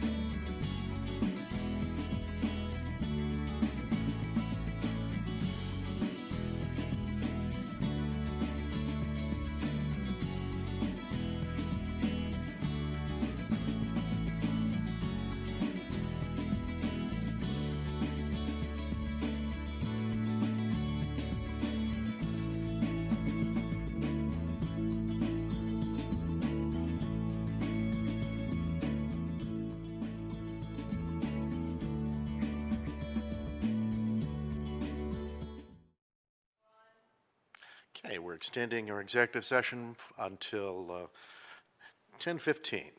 Thank you.